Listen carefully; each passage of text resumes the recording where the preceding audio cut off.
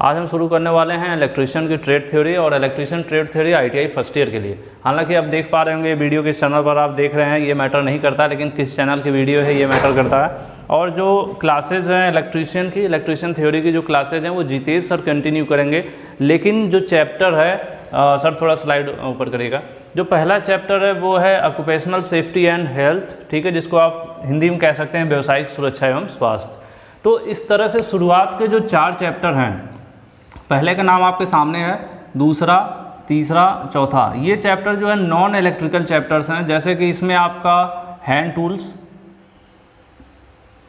ठीक है, और इसमें आपका फिटिंग टूल्स है जो कि फिटर ट्रेड से रिलेटेड है, और इसमें आपका सीट मेटल वर्क है, सीट मेटल वर्क, ठीक है। तो ये जो आपके शुरू के ये सब चैप्टर्स हैं, फिलहाल ये 3 नंबर और 4 नंबर है, fitting tools and seat metal. पहली चीज़, एक चीज़ और मैं बता दूं, अगर आप वीडियो देखते हैं हमारी, तो जो आपने YouTube में देखा होगा, सिंपल सी बात है, वीडियो YouTube पे देख रहे होंगे या किसी और प्लेटफॉर्म पे, तो वहाँ पे देखते हैं क्वालिटी का ऑप्शन होता है, जहाँ पे होता है ना 144p, 360p, तो आपको हमेशा 360p पर रखना है।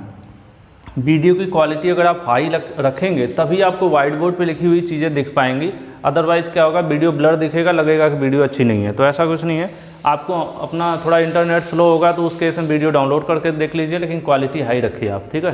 360p या उसके ऊपर देखेंगे तो अच्छी क्वालिटी आपको दिखेगी। तो ये जो चैप्टर्स हैं, hand tools, fitting tools, fitting tools and seat metal fitter trade का है, तो इसको क्या है अभिषेक सर पढ़ाएंगे आपको, ठीक है। जो मेन इलेक्ट्रीशियन के जो चैप्टर शुरू होते हैं वो है चैप्टर 5 से, चैप्टर 5 जो कि है बेसिक इलेक्ट्रिसिटी। तो यहाँ से मेन आपका इलेक्ट्रीशियन शुरू होता है। और टोटल चैप्टर अभी हम जो बुक फॉलो कर रहे हैं, आप लोगों को हम लोग बताते हैं, अरिहंत पब्लिकेशन की बुक फॉलो कर रहे हैं, और लेटेस्ट NSQF 5 जो NSQF लेवल 5 का सिलेबस है उसके अकॉर्डिंग हम चल रहे हैं। और इसमें आपको 17 चैप्टर टोटल पढ़ना है फर्स्ट ईयर में, चैप्टर 17 टोटल, जिसमें से शुरू के 2 चैप्टर फिटर के हैं, और शुरू के चैप्टर 1 और 2 जो है वो इंट्रोडक्शन है, और शुरुआत होगी बेसिक इलेक्ट्रिसिटी से। जो मेन आपका इलेक्ट्रिशियन शुरू होता है वो यहाँ से शुरू होता है। और चैप्टर 5 से जो क्लासेस शुरू करेंगे वो जितेश सर शुरू करेंगे, क्योंकि आप लोगों को पता होगा हमारे चैनल के जो इलेक्ट्रिशियन के सर हैं जितेश सर ही हैं।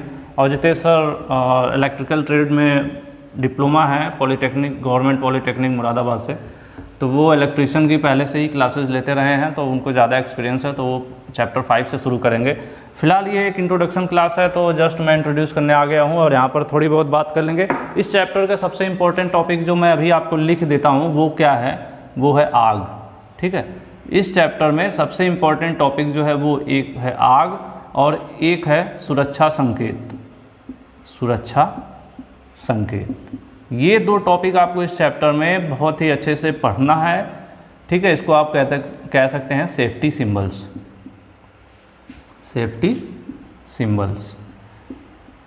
मैं टॉपिक मतलब चैप्टर शुरू करने से पहले ही टॉपिक का नाम बता दिया आपको, फायर, आग और सेफ्टी सिंबल्स।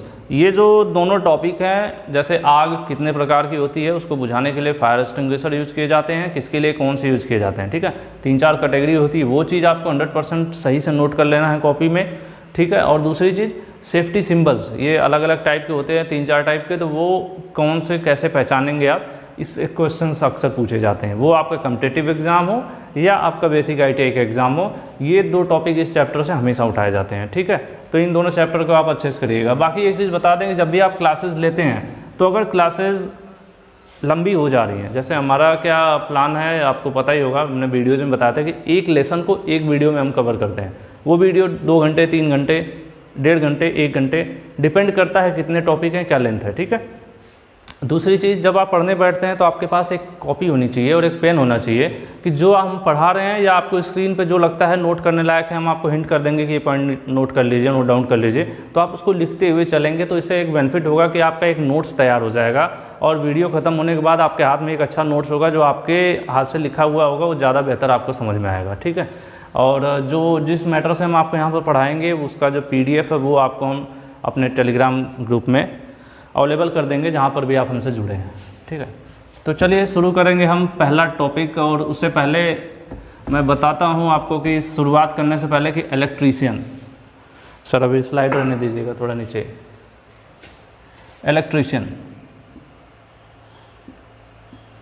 इलेक्ट्रीशियन आप वर्ड सुने होंगे, ठीक है, क्योंकि ये बेसिक इंट्रोडक्शन क्लास है, पहला चैप्टर है, तो इसमें आपको इलेक्ट्रीशियन को जानना ज़रूरी है, ठीक है। इलेक्ट्रीशियन क्या है? तो इलेक्ट्रीशियन एज अ पर्सन और एज अ ट्रेड, ये दो चीज़ें हो सकती हैं। इलेक्ट्रीशियन कहने को इलेक्ट्रीशियन ट्रेड हो सकती है, ठीक है, इलेक्ट्रीशियन ट्रेड हो सकती है। मतलब इलेक्ट्रीशियन क्या हो सकता है? इलेक्ट्रीशियन के दो चांसेस बनते हैं, एक तो इलेक्ट्रीशियन ट्रेड हो सकती है, दूसरा इलेक्ट्रीशियन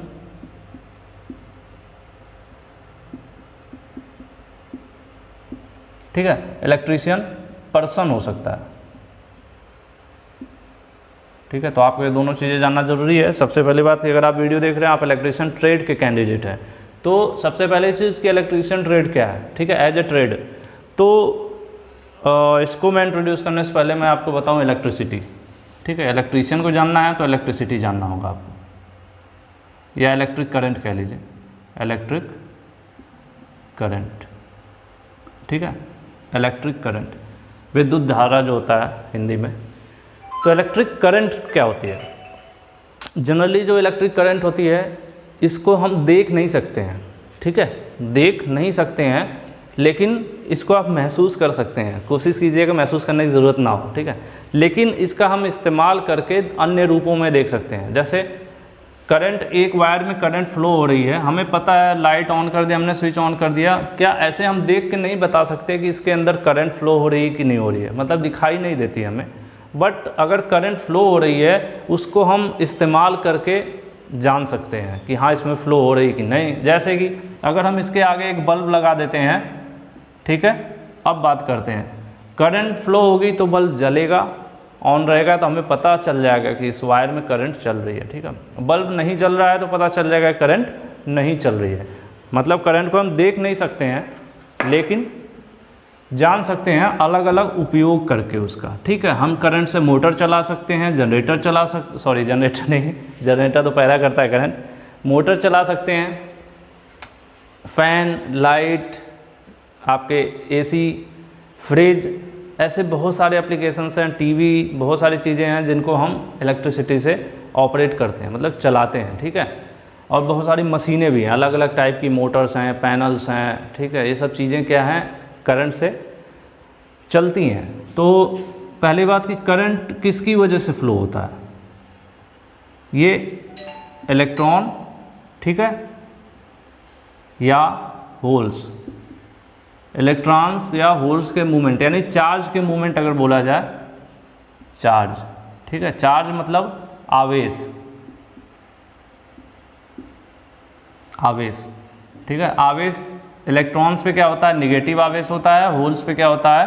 पॉजिटिव आवेश होता है। तो आपको पता होगा, या नहीं पता होगा तो जब आपका आगे चैप्टर बढ़ेगा बेसिक इलेक्ट्रिसिटी, तो वो सब चीज़ें आपको बताई जाएगी। तो आवेश जो प्रवाह होता है उसी की वजह से जो चार्ज का फ्लो होता है, flow of charge is known as current, ठीक है, जो चार्ज का फ्लो होता है उसी को करंट कहते हैं। तो अब ट्रेड की बात की जाए तो इलेक्ट्रीशियन ट्रेड ऐसी ट्रेड होती है जिसके अंतर्गत विद्युत से चलने वाले उपकरणों के बारे में हम लोग पढ़ाई करते हैं, ठीक है। इलेक्ट्रीशियन ट्रेड कौन सा ट्रेड है? ऐसी ट्रेड जिसमें विद्युत से चलने वाले उपकरणों के बारे में पढ़ाया जाता है कि उनको, उपकरणों को कैसे बनाया जाए, ठीक है, कैसे उनका मेंटेनेंस किया जाए। ये सब चीज़ें जिस ट्रेड में आपको पढ़ाई या सिखाई जाती हैं वो ट्रेड क्या कहलाती है? इलेक्ट्रीशियन ट्रेड कहलाती है। क्लियर है? इसी तरह से, यानी आप इसको इंग्लिश में कहना चाहें तो ऐसा ट्रेड जिसमें मैन्युफैक्चरिंग, रिपेयरिंग, मेंटेनेंस के बारे में बताया जाता हो या पढ़ाया जाता हो, इलेक्ट्रीशियन ट्रेड है। अब इलेक्ट्रीशियन पर्सन की बात करेंगे।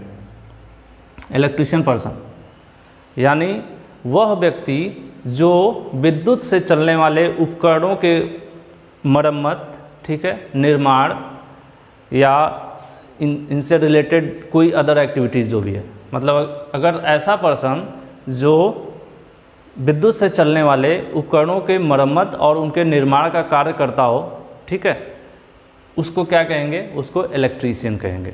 ठीक है, इलेक्ट्रीशियन कौन होता है, इसको हिंदी में आप विद्युतकार कह सकते हैं। विद्युतकार मतलब कि एक ऐसा आदमी जो क्या करता है, मोटर्स का क्या करता है, मेंटेनेंस करता है, या फिर नई कंपनी में मोटर बनाता भी है। ठीक है, यानी इलेक्ट्रिकल इक्विपमेंट्स मतलब विद्युत से चलने वाले उपकरणों के साथ जो जुड़ा है, जो उससे जुड़े मेंटेनेंस करता है, उसकी मैन्युफैक्चरिंग करता है। ठीक है, ये सब चीज़ें रिपेयरिंग करता है, ये सब चीज़ें क्या कहलाती हैं, उस व्यक्ति को हम क्या कहते हैं, उसको विद्युतकार यानी इलेक्ट्रीशियन कहते हैं। तो आपको क्लियर होगा, ट्रेड मतलब उस ट्रेड में जिसमें इलेक्ट्रीशियन की पढ़ाई हो रही हो, और जो इलेक्ट्रीशियन का वर्क करता है उसको इलेक्ट्रीशियन पर्सन कहेंगे। ठीक है, या सिर्फ इलेक्ट्रीशियन भी कह सकते हैं, पर्सन नहीं आप कहते हैं, सिर्फ इलेक्ट्रीशियन कह सकते हैं। ठीक है, तो ये चीज़ है। अब हम स्लाइड को आगे करेंगे और बुक की लैंग्वेज देखेंगे कि बुक में क्या कहता है। ठीक है सर, स्लाइड को ऊपर करिएगा। और स्लाइड यहाँ दिखाने का एक पर्पज़ होता है। एक चीज़ तो होता है जो हम आपको ईजिली पहले समझाते हैं, समझाना अलग चीज़ है, बट एक नोट्स के लिए भी चाहिए, एक किताबी लैंग्वेज भी हमें चाहिए होती है जो एग्ज़ाम्स में काम आए। ज़रूरी नहीं है कि सबके पास इलेक्ट्रीशियन आर्यन पब्लिकेशन की बुक हो, इस या सबके पास बुक नहीं भी हो सकती है, इसलिए हम स्लाइड पे यहाँ पे उस पर्पज़ से रखते हैं कि आप चीज़ों को नोट कर सकें। ठीक है, तो अगर आप इलेक्ट्रिसिटी की बात करें तो आप देखिए इसमें क्या लिखा है कि ऊर्जा का वह रूप जिसे ना तो देखा जा सकता है ना ही छुआ जा सकता है, लेकिन उसके उपयोगों जैसे कि हीटर, मोटर इत्यादि से इसको अनुभव किया जा सकता है। ठीक है, ये चीज़ मैंने आपको बताया ना, इलेक्ट्रिसिटी क्या है, आप इस चीज़ को नोट कर सकते हैं। इलेक्ट्रिसिटी ऊर्जा का वह रूप है जिसको ना तो हम देख सकते हैं, ठीक है, देख नहीं सकते हैं, ना छू सकते हैं। ऐसा तो नहीं है इलेक्ट्रिसिटी जा रही है हमने इसको पकड़ लिया, नहीं, लेकिन महसूस ज़रूर कर सकते हैं। महसूस ऐसे भी कर सकते हैं, आप टच करेंगे तो पता चल जाएगा, तो ऐसा मत करिएगा। तो ये चीज़ें हैं, यही सेंटेंस है, आप चाहें तो इसको नोट कर सकते हैं इलेक्ट्रीशियन के लिए। ठीक है, अब उसके बाद इलेक्ट्रीशियन की बात किया है यहाँ पर, पहले इलेक्ट्रिसिटी बता दिया, फिर इलेक्ट्रीशियन की बात किया है। तो इलेक्ट्रीशियन मैंने आपको बताया था, ये एज ए ट्रेड हो सकता है, एज ए पर्सन हो सकता है। और बुक की लैंग्वेज में अगर आप देख लें कि विद्युत से चलने वाले उपकरण जैसे मोटर, जनरेटर, अल्टरनेटर, कन्वर्टर इत्यादि का मरम्मत करने वाला कारीगर, ठीक है, को मरम्मत करने वाला कारीगर क्या कहलाता है, विद्युतकार या इलेक्ट्रीशियन कहलाता है। ठीक है, ये किसके रूप में, एज ए पर्सन, इसमें नहीं लिखा है बट मैंने आपको बताया, एक पर्सन के रूप में देखेंगे तो इन चीज़ों उपकरणों को बनाने वाला, उनका मरम्मत, मेंटेनेंस, रिपेयरिंग करने वाला इलेक्ट्रीशियन कहलाता है। दूसरा, अगर ट्रेड की बात की जाए तो इंडस्ट्रियल ट्रेनिंग की वह ब्रांच, वह शाखा जिसमें विद्युत से चलने वाले उपकरणों के निर्माण, अनुरक्षण, मेंटेनेंस, मतलब ये आपका मैन्युफैक्चरिंग, रिपेयरिंग, मेंटेनेंस की जिसमें ट्रेनिंग दी जाती हो, उस ट्रेड को क्या कहते हैं, इलेक्ट्रीशियन ट्रेड कहते हैं। ठीक है, ये चीज़ हो गई जो मैंने आपको पहले ऑलरेडी बता दिया था। चलिए हम आगे बढ़ते हैं, स्लाइड को ऊपर करेंगे। अब बात आती है स्कोप ऑफ इलेक्ट्रीशियन ट्रेड। ठीक है, स्कोप मतलब होता है कि कहते हैं ना, आपस में भी हम लोग बात करते हैं तो कहते हैं यार किस ट्रेड का स्कोप अच्छा है। स्कोप मतलब अगर हमने किसी चीज़ को ले लिया या किसी चीज़ को कर लिया तो उसका आगे क्या उपयोग है। ठीक है, आगे उसकी क्या अपॉर्चुनिटीज़ हैं, क्या मौके हैं, वही स्कोप कहलाता है। ठीक है, तो इलेक्ट्रीशियन ट्रेड की स्कोप कहा जाए तो इलेक्ट्रीशियन में आपने एडमिशन लिया है तो ज़रूर उसके स्कोप के बारे में जाना होगा कि उसके बाद ही एडमिशन लिया होगा। देखिए, इलेक्ट्रीशियन ट्रेड के कैंडिडेट हैं तो सबसे बड़ा स्कोप जो होता है वो होता है कि हमें जॉब मिलना, मतलब जॉब की तरफ पहले प्रेफर करते हैं, और गवर्नमेंट जॉब का अगर प्रेफर किया जाए तो सबसे ज़्यादा पावर सेक्टर में स्कोप होता है इलेक्ट्रीशियन ट्रेड का। ठीक है, अभी देख लेंगे ये क्या कह रहे हैं, और 1-2 मिनट आप मेरी सुन लीजिए मैं क्या कह रहा हूँ। तो इलेक्ट्रीशियन ट्रेड का सबसे ज़्यादा उपयोग या स्कोप पावर सेक्टर में होता है, जहाँ पर जैसे कि इलेक्ट्रिसिटी डेवलपमेंट बोर्ड जो है आपका, उसके अलग अलग ब्रांचेज होते हैं, जैसे डिस्ट्रीब्यूशन है, जो अलग अलग पावर हाउस होते हैं, वहाँ पर भी इलेक्ट्रीशियन ट्रेड के कैंडिडेट्स लगते हैं, या जहाँ पे बिजली पैदा की जाती है, डैम वगैरह हैं, ठीक है, या थर्मल पावर प्लांट है, या हाइड्रो पावर प्लांट है, ये सब प्लांट आगे पढ़ेंगे आप सिलेबस में। तो जो प्लांट, पावर जनरेशन प्लांट है, वहाँ पर भी इलेक्ट्रीशियन कैंडिडेट का स्कोप है। ठीक है, डिस्ट्रीब्यूशन में है। उसके अलावा अब बात की जाए, बहुत सी इंडस्ट्रीज़ हैं जो इलेक्ट्रिकल इक्विपमेंट बनाती हैं, जैसे ट्रांसफार्मर की मैन्युफैक्चरिंग करती हैं, तो वहाँ पर इलेक्ट्रीशियन ट्रेड की आपकी स्कोप है, इलेक्ट्रीशियन कैंडिडेट वहाँ पर रह सकता है। ये सब वैकेंसीज़ के तौर पे होंगी। प्राइवेट सेक्टर में भी है इलेक्ट्रीशियन के, जैसे कि जो व्हीकल्स मैन्युफैक्चरिंग कंपनीज हैं, जैसे जो गाड़ियाँ बनाती हैं उसमें भी इलेक्ट्रिकल पार्ट्स होते हैं, तो उन इलेक्ट्रिकल पार्ट्स को छोटी छोटी कंपनीज बनाती हैं अलग अलग, तो उन कंपनीज में भी इलेक्ट्रीशियन ट्रेड के कैंडिडेट्स का स्कोप है। उसके बाद ये तो एज ए जॉब हो गया। अब हम बात कर सकते हैं सेल्फ एम्प्लॉयमेंट। सेल्फ एम्प्लॉयमेंट के लिए भी इलेक्ट्रीशियन एक बेटर ट्रेड है। आप अपनी इलेक्ट्रीशियन की शॉप ओपन कर सकते हैं छोटी शुरुआत करने के लिए, ठीक है, या थोड़ी सी बड़ी शुरुआत करना चाहते हैं तो आप इलेक्ट्रीशियन के कॉन्ट्रैक्टर बन सकते हैं। जैसे अलग अलग बड़ी छोटी घरेलू कॉमर्शियल बिल्डिंग में आप इलेक्ट्रीशियन के जो वायरिंग वगैरह का कॉन्ट्रैक्ट होता है वो आप ले सकते हैं। रोड वगैरह पर जो इलेक्ट्रिसिटी के वर्क होते हैं वहाँ पर आप कॉन्ट्रैक्ट ले सकते हैं। आपको मैंने शॉप का अपना बता दिया। इलेक्ट्रिक आप मोटर बाइंडिंग वगैरह सीख के, fan binding, cooler, AC repairing, ये सब चीज़ें जो हैं इलेक्ट्रीशियन के अंतर्गत आती हैं, तो आप सेल्फ एम्प्लॉयमेंट भी कर सकते हैं। तो हेडिंग का मतलब यही है, ज़रूरी नहीं है कि हम किताब में जो लिखा है वही पढ़ें और वही लिखें।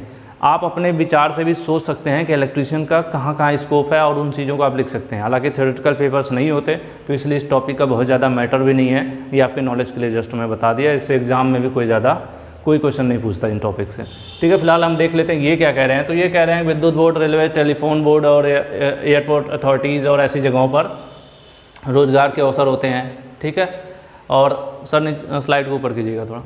उसके बाद कह रहे हैं कि फैक्ट्रीज़ वगैरह में भी आपको स्कोप है। कोई मतलब ये बहुत कुछ इसमें स्पेशल नहीं है, जस्ट हम आप जो जानते हैं वही चीज़ें बताई गई। होटल, अस्पताल, सिनेमा घर, ऐसी जगहों पे भी आपको पता है कि 2-4 इलेक्ट्रीशियन रखे जाते हैं, क्योंकि वहाँ पर बहुत सारी वायरिंग होती हैं, बड़ी बिल्डिंग होती है, बहुत सारे MCB बॉक्स और पैनल्स वगैरह होते हैं, तो 2-4 इलेक्ट्रीशियन वहाँ पे भी रखे जाते हैं। उसके बाद इलेक्ट्रिक रिपेयरिंग की शॉप जो हैं, जो बड़ी बड़ी होती हैं शॉप, वहाँ पे भी बैंडिंग जल जाती है फ़ैन वगैरह की, इन सब कामों के लिए। उसके बाद आपकी स्विच गियर्स वगैरह जो बनाती हैं, जो फैक्ट्रीज हैं, स्विच गियर्स मतलब आप समझ रहे हैं, बड़ी बड़ी इंडस्ट्रीज में जो बड़े बड़े पैनल्स होते हैं जिसमें MCB वगैरह, एक जगह आप देखेंगे बहुत सा बड़ा पैनल लगा होता है, उसमें MCB चेंज ओवर बहुत सारी चीज़ें फिट होती हैं। काफ़ी 20 मंजिल की बिल्डिंग है, वहाँ पर इलेक्ट्रिसिटी जा रही है, एक जगह से कंट्रोल हो रही है, तो वो जो पूरा सिस्टम होता है उसी को स्विच गियर कहते हैं। तो ऐसी जो स्विच गियर वगैरह बनाने वाले कंपनीज है वहाँ पर जॉब हो सकती है आपकी। ऑटोमोबाइल वर्कशॉप में हो सकती है जॉब। उसके बाद घरेलू साधन, जो घरेलू चीज़ें बनाते हैं घर के इस्तेमाल के लिए, डोमेस्टिक अप्लायंसेस, वहाँ पर आपके लिए मतलब यूज़फुल होता है, वहाँ पर आपको जॉब लग सकती है। ये सब चीज़ें हैं, इसको हम आगे बढ़ाएंगे। आप इसको स्क्रीनशॉट आप चाहें तो ले सकते हैं या वीडियो को रोक के नोट कर सकते हैं 2-4 पॉइंट। हालांकि नोट करने की ज़रूरत नहीं है, आपको बेहतर पता होगा कि इलेक्ट्रीशियन का स्कोप कहाँ है। नहीं पता था तो मैंने आपको बताया अभी। चलिए सर आगे बढ़िएगा स्लाइड। अब नेक्स्ट टॉपिक देखते हैं। नेक्स्ट टॉपिक है एक्सीडेंट। ओहो, इससे तो बच के रहना चाहिए, ठीक है। एक्सीडेंट भी किताब आने से पहले हम आपस में बात कर लेते हैं। एक्सीडेंट क्या होता है? एक्सीडेंट अनप्लान्ड अनकंट्रोल्ड इवेंट है, ठीक है। इंग्लिश में अगर आप लिखो तो इसको आप लिख सकते हो अनप्लान्ड, ठीक है, एंड अनकंट्रोल्ड इवेंट। इवेंट मतलब इसको एग्जैक्ट हिंदी में एक क्षण कह सकते हैं।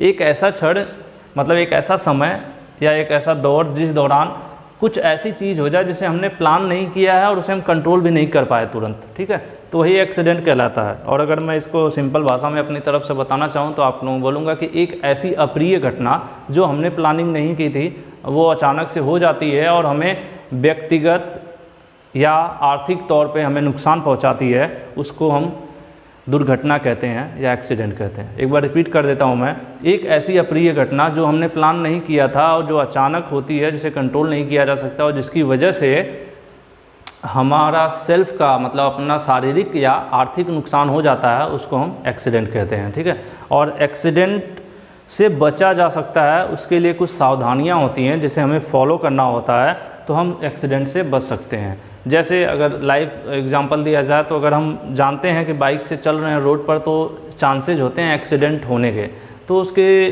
कई सारी चीज़ें हैं बचने के कि हो सकता आप स्पीड कंट्रोल में रखिए, ठीक है, स्पीड कंट्रोल में रखिए, हेलमेट पहनिए, रेड लाइट है अगर सिग्नल पे तो उस पर वो मत क्रॉस कीजिए।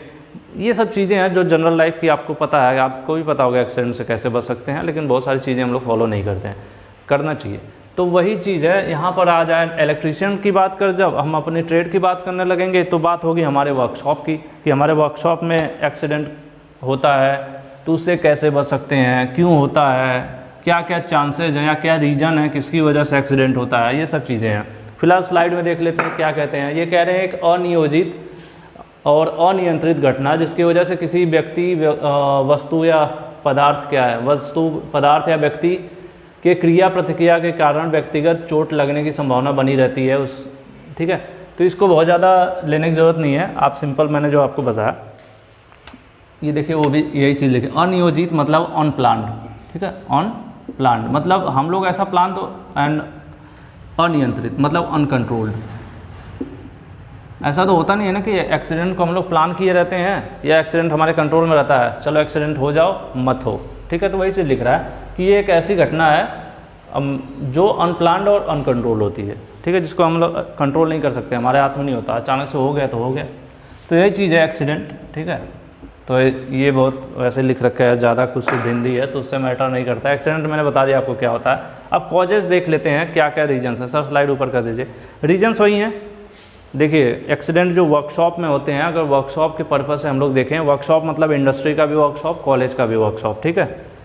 तो इसमें होने का, एक्सीडेंट होने के रीजन्स कई होते हैं।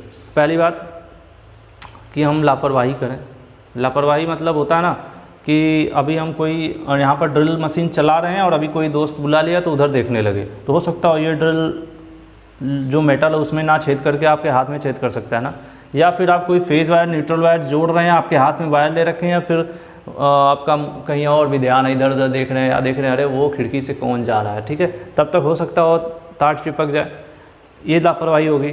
दूसरी चीज़ कि सही इक्विपमेंट यूज़ ना करें हम लोग। सही इक्विपमेंट मतलब अगर जानते हैं आपकी इस वायर में करंट आ रही है तो यहाँ पर हमें ऐसा प्लायर यूज़ करना पड़ेगा जिसके पीछे इंसुलेशन लगा हो, रबड़ लगा हो, जिससे कि हमें करंट का झटका ना लगे। पता चला इसमें करंट आ रही है और आप भूल के तुरंत दांत से उस वायर का जो कवर है हटाने लगे, छीलने लगे, तो क्या होगा। तो इसको कहते हैं प्रॉपर टूल्स अगर आप इस्तेमाल नहीं करते हैं तब भी प्रॉब्लम हो सकती है। दूसरी चीज़ होता है कि अरुचि, मतलब हमारा काम में मन नहीं लग रहा है, हमें ज़बरदस्ती भेज दिया जाए काम करने के लिए, तब भी एक्सीडेंट की चांसेस बहुत ज़्यादा होते हैं, ठीक है। तो ये सब तो कुछ पॉइंट्स हैं जो आपको भी पता होगा एक्सीडेंट होने का। फिलहाल हम देखते हैं बुक क्या कहती है। तो बुक जो है सबसे पहला कह रहा है केयरलेसनेस, ठीक है, केयरलेसनेस, असावधानी। तो असावधानी का तो एग्जाम्पल मैंने आपको बताया ना कि आप कभी भी आप किसी मशीनरी, बड़ी मशीनरी पर काम कर रहे हैं तो आपको हाईली अलर्ट होकर काम करना पड़ेगा, लापरवाही से नहीं। जैसे मशीन भी चला रहे हैं तो कोई पता चला कोई दूसरे से बात भी कर रहे हैं, कहीं कुछ और भी कर रहे हैं, तो हो सकता है कुछ बड़ा डैमेज हो जाए जो आपको भी नुकसान करे, आपके साथी वर्कर्स को भी नुकसान कर सकता है, ठीक है। तो लापरवाही आपका एक सिंपल सी बात है कि असावधानी मतलब लापरवाही, ठीक है। और रुचि, जो मैंने आपको बताया कि आपको काम में इंटरेस्ट नहीं है उसके बाद भी ज़बरदस्ती भेज दिया गया हो। जैसे कई बार होता है कि जो चीज़ हमें पसंद ना हो वो करना पड़े तो कहीं ना कहीं वो लोग हम उतने बेहतर तरीके से नहीं कर पाते हैं या कुछ ना कुछ नुकसान कर देते हैं, ठीक है। या ज़बरदस्ती कुछ भेज दिया गया, छोटे बच्चों को ज़बरदस्ती पानी लेने के लिए भेज दोगे, उनका मन नहीं है तो पता चला पानी रास्ते में गिरा देंगे। तो यही चीज़ है कि अगर आपका मन काम करने का नहीं है, ज़बरदस्ती आपसे काम करवाया जा रहा है, तब भी दुर्घटना हो सकती है, ठीक है। उसके बाद जल्दबाजी, हैस्टीनेस, ठीक है। जल्दबाजी तो आपको पता ही है कि जल्दबाजी कहते हैं ना, दुर्घटना से देर भली, दुर्घटना से देर भली। तो जल्दबाजी आप करेंगे तो बहुत ज़्यादा चांसेस हैं दुर्घटना होने के। जैसे अब अगर लाइफ में आपको एग्जांपल दिया जाए तो पता चला एक बस जा रही है, सामने से एक ट्रक आ रही है, आपको बहुत ज़्यादा जल्दी है, आप उसको ओवरटेक कर रहे हैं, तो वहाँ पे क्या चांसेस हो सकते हैं ना दुर्घटना के। तो यही चीज़ है कि बहुत जल्दबाजी में अगर आप काम कर रहे हैं, या फिर अगर आप इंडस्ट्री में काम कर रहे हैं, आपको बोला गया है कि मुझे 25 मिनट के अंदर मुझे 40 पीस तैयार चाहिए, तो आप बहुत जल्दी काम करेंगे तो बहुत ज़्यादा चांस वहाँ पर दुर्घटना या गड़बड़ हो सकता है, मशीन टूट जाए या जॉब ख़राब हो जाए या आपको चोट लग जाए, ठीक है। सर स्लाइड ऊपर करिएगा। उसके बाद अज्ञानता, lack of knowledge. Lack of knowledge मतलब ये होता है कि आप दांत के डॉक्टर हैं, ठीक है, आप दांत के डॉक्टर हैं, आपको भेज दिया जाए हड्डी का ऑपरेशन करने के लिए तो क्या होगा। तो यही चीज़ होता है, अगर एक इलेक्ट्रीशियन का कैंडिडेट, ठीक है, इलेक्ट्रीशियन का कोई काम है, फॉर एग्जांपल वायरिंग वगैरह, बाइंडिंग वगैरह करना है, और एक फिटर के कैंडिडेट को भेज दिया जाए कि जाओ जरा मोटर की बाइंडिंग कर दो, तो कैसी बाइंडिंग करेगा। तो ये चीज़ है ना कि जिस जिस काम की हमें नॉलेज ना हो, हमें जो मशीन चलाने नहीं आता हो और उसे हमें कोई भेज दे तो क्या होगा, या तो चला देंगे या तो जला देंगे। ठीक है, तो यही चीज़ है कि जिस चीज़ की नॉलेज ना हो उसकी काम वो काम आप करोगे अज्ञानता, तब भी एक्सीडेंट हो सकता है। क्यूरियोसिटी मतलब उत्सुकता, कुछ लोगों को बहुत ज़्यादा जल्दी रहती है, बहुत ज़्यादा जल्दी रहती है। ठीक है, जैसे कि मोटर सामने दिख रहा है, आपने मूवीज़ में देखा होगा, जैसे लोग एग्जांपल देते हैं ना, सीधे जाना, वहाँ पर पेड़ पड़ेगा, वहाँ से दाहिने गली जाएगी, तो बोलता है हाँ वहाँ से मुड़ जाएंगे, तो कहता है अरे नहीं मुड़ना नहीं है, वहाँ से बाएँ जाना। तो ऐसे ही कुछ होता है कि अगर आप वर्कशॉप में गए, वहाँ पे आपके सामने पैनल दिखा, रेड ग्रीन 2-3 बटन है, तो आप गए फटाफट, अच्छा रेड है तो ज़रूर मतलब इसे बंद होता होगा, ग्रीन है तो चालू होता होगा। आपने कुछ पूछा नहीं है और कुछ ज़्यादा आपके अंदर जानने की इच्छा होती है और तुरंत जाके उसे टिप टॉप करने लगे। हो सकता हो वो वहाँ पे नीचे वायर वगैरह खुला हो या कुछ गड़बड़ हो, मशीनरी में ऑन हुआ और टूट फूट हो गई या आपको चोट लग गई। तो यही चीज़ है क्यूरियोसिटी, मतलब जिसको कुछ ज़्यादा जल्दी रहती है जानने की, सीखने की, तो वहाँ पर भी हो सकता है ये चीज़। ठीक है, उसके बाद है असुरक्षित hand tools, unsafe hand tools. मतलब ये मैंने आपको पहले ही बता दिया था कि ऐसा अगर आपको वायर वगैरह का इंसुलेशन हटाना है, लाइट उसमें आ रही है, तो प्लायर यूज करेंगे जिसमें पीछे इंसुलेशन हो। पता चले कि आपने क्या किया, ऐसा यूज कर लिया, या तो नाइफ़ यूज करने लगे जो पूरा स्टील का हो तो करंट लग जाएगी आपको। ठीक है, या फिर किसी पॉइंट पे लाइट आ रही है, आपको उसको खोलना है स्क्रू ड्राइवर से, तो स्क्रू ड्राइवर ऐसा यूज़ करना होगा जिसमें पीछे इंसुलेशन हो। ऐसा नहीं कि बिना इंसुलेशन का यूज़ करने लगे और उसके जो सैंक उस पर टच हो गया आपका हाथ, आपको करंट लग जाएगा। तो जहाँ के लिए जो चीज़ बनाई गई है वही इस्तेमाल करना है आपको। ठीक है, चलो सर ऊपर करिए इसको। तो ये सब चीज़ें हैं, आप लोगों की बुक्स में भी होंगी, प्लस आप यहाँ से एक बार देख सकते हैं। ठीक है, और बाकी देखिए इसमें क्या है, ये जो असुरक्षित लेआउट मतलब होता है, आपको पता है किसी भी घर वगैरह को बनाने से पहले भी उसका नक्शा बनाया जाता है। इसी तरह वर्कशॉप वगैरह बनाने को हम जब बनाने जाते हैं उससे पहले नक्शा बनाया जाता है कि हाँ एक मशीन से 2 मशीन के बीच कितनी गैप होना चाहिए, कितना दूरी होनी चाहिए। तो ये सब चीज़ें दे रखा है, इससे भी दुर्घटना हो सकती है। ठीक है, अगर बहुत नज़दीक हो गए तो इधर का कारीगर काम कर रहा है, हो सकता है दूसरे मशीन में पाइप वगैरह पे चूड़ी काटी जा रही है, तो पाइप सरकते हुए इसके पास आगे टकरा गई, इसको चोट लग गया। ठीक है, तो मशीनों में जो दूरी है, ये सब चीज़ें पहले से फिक्स होती हैं। तो जो लेआउट है वो सही होना चाहिए, पहले से ही हो कि इस पे 12 फीट इसको मशीन को काम चाहिए, या इसके चारों तरफ इतना एरिया चाहिए तो उतना एरिया दिया गया हो, यही चीज़ कह रहा है इसमें। उसके बाद है रॉन्ग मेथड ऑफ वर्किंग। तो ये भी चीज़ है, जैसे कई बार क्या होता है कि हमारे पास एक रिंच है, ठीक है, स्पैनर है, जिसकी साइज़ है कि वो 8, 10, 12 इस तरह से होता है ना। तो मान लो वो 8 का साइज़ का है और हमें जो एक समझ लीजिए बोल्ट खोलना है वो 6 साइज़ का है, तो थोड़ा सा ओवर रहेगा ना। तो हम क्या करेंगे कि अगर गलत औजार लेके इसे खोलेंगे तो स्लिप कर जाएगा, तो हो सकता है लंबी चोट लग जाए आपको। तो यही चीज़ कह रहा है कि सही तरीका हम लोग इस्तेमाल ना करें। या फिर ये हो सकता है कई बार कुछ लोग जैसे कोई बोल्ट है उसे खोलने के लिए हमें स्पैनर यूज़ करना चाहिए, तो पता चला प्लायर से उसे लगे खोलने, तो प्लायर से करेंगे तो क्या होगा, उसका जो ऊपर का थ्रेड होगा वो ख़राब हो जाएगा। ठीक है, तो ये सब चीज़ें हैं, या आपका स्लिप हो गया, आपको चोट लग सकती है। उसके बाद है लैकनेस ऑफ क्लीनिंगनेस, मतलब साफ़ सफाई नहीं होगी तो दुर्घटना हो सकती है। फॉर एग्जांपल अगर फ्लोर पर बहुत सारे मोबिल ऑयल वगैरह गिरे हैं, या कहीं पेंच वेंच कुछ लोहे का टुकड़ा गिरा है, कोई जा रहा है उसके पैर में चुभ गया, स्लिप करके गिर गया, तो ये भी दुर्घटना ही हो गई। ठीक है सर, आगे बढ़ाइए। नेक्स्ट अनुशासन की कमी। ठीक है, अनुशासन की कमी मतलब अगर आप अपने सुपरवाइजर से डरते नहीं हैं, इधर उधर लापरवाहों की तरह घूमते हैं, ठीक है, तो वहाँ पे एक्सीडेंट के भी चांसेस बनते हैं। तो यही होता है अनुशासन, मतलब जो चीज़ है उसके आप कंट्रोल में रहें, जो आपके सीनियर्स हैं जो कह रहे हैं वही आपको करना है। और सबसे ख़ास बात असुरक्षित पहनावा, अनसेफ ड्रेस। कई बार जैसे हम किसी मूविंग मशीन पर काम कर रहे हैं, ऐसा मशीन जिसके बहुत सारे पार्ट्स घूमते रहते हैं, तो हमारे पास ऐसा कपड़ा होना चाहिए जो हमारी बॉडी से चिपका हो। ऐसा ना हो कि कुछ हमने ऐसे कुछ लटका लिया है और इसमें से लटक रहे हैं 2-4 फैशनेबल चीज़ें, और हम इधर कुछ और कर रहे हैं और ये नीचे मशीन हमें लपेट के उसी में 2 बार लपेट दी। तो यही चीज़ है कि जो प्रॉपर क्लोथिंग ऐसी होनी चाहिए हमारी, जो हमारी बॉडी से मतलब स्लिम हो, ज़्यादा इधर उधर लटकती हुई ना हो, नहीं तो कहीं न कहीं किसी बॉडी के मशीन के पार्ट में फंस के आपको उठा पटक कर देगी, तो वहाँ पर हाथ पैर टूट सकता है, तो वो भी दुर्घटना के एक कारण हो सकता है। चलिए, हमने बहुत सारा कारण पढ़ लिया, अब इससे आपको बच के रहना है। अब नेक्स्ट देखते हैं क्या है। जहाँ पर लाइट की कमी हो, ठीक है, ये भी पता है अंधेरे में काम करना होगा तो भी दुर्घटना हो सकता है। और कुछ ऐसे केमिकल्स होते हैं, जो मटेरियल्स होते हैं, उनसे हमें दूरी बना कर मतलब सावधानी बरतना होता है ना। जैसे एसिड वगैरह है, तो उसको जहाँ रखा गया उससे छेड़छाड़ नहीं करना चाहिए, नहीं तो पता चला एसिड गिर गया आपके ऊपर, प्रॉपर आपने चीज़ें नहीं पहनी है तो हाथ पैर आपका जल सकता है। ये सब चीज़ें हैं सर। और आगे करिए। उसके बाद नेक्स्ट कह रहा है कि हीलिंगनेस, मतलब अगर आप बहुत थके हुए हैं या बीमार हैं, आपको ज़बरदस्ती काम कराएगा आदमी तब भी प्रॉब्लम हो सकती है, या फिर आपको नशे की आदत है, काम करते करते गए उधर कुछ गांजा वाजा कुछ मुंह में ले लिए, उसके बाद आके मशीन पर काम कर रहे हैं, मशीन में आपको एक ड्रिल करना है, दो ड्रिल दिख रहा है तो पता नहीं क्या छेद देंगे, ठीक है। तो वो सब चीज़ें हैं। उसके बाद आ जाइए इलेक्ट्रिक शॉक। इलेक्ट्रिक शॉक क्या होता है, इससे आप सब लोग बेहतर परिचित होंगे। जब भी कभी मनुष्य की बॉडी अगर विद्युत धारा यानी करंट फ्लो हो रही है किसी वायर के थ्रू, उससे हमारा अगर बॉडी टच हो जाती है तो हमारा जो ब्लड सर्कुलेशन है वो प्रॉपर नहीं हो पाता है और एक बहुत तेज़ झटके का अनुभव होता है, उसी को इलेक्ट्रिक शॉक कहते हैं। और ये कब महसूस होता है, जब 90 वोल्ट से अधिक की वोल्टेज हो, ठीक है।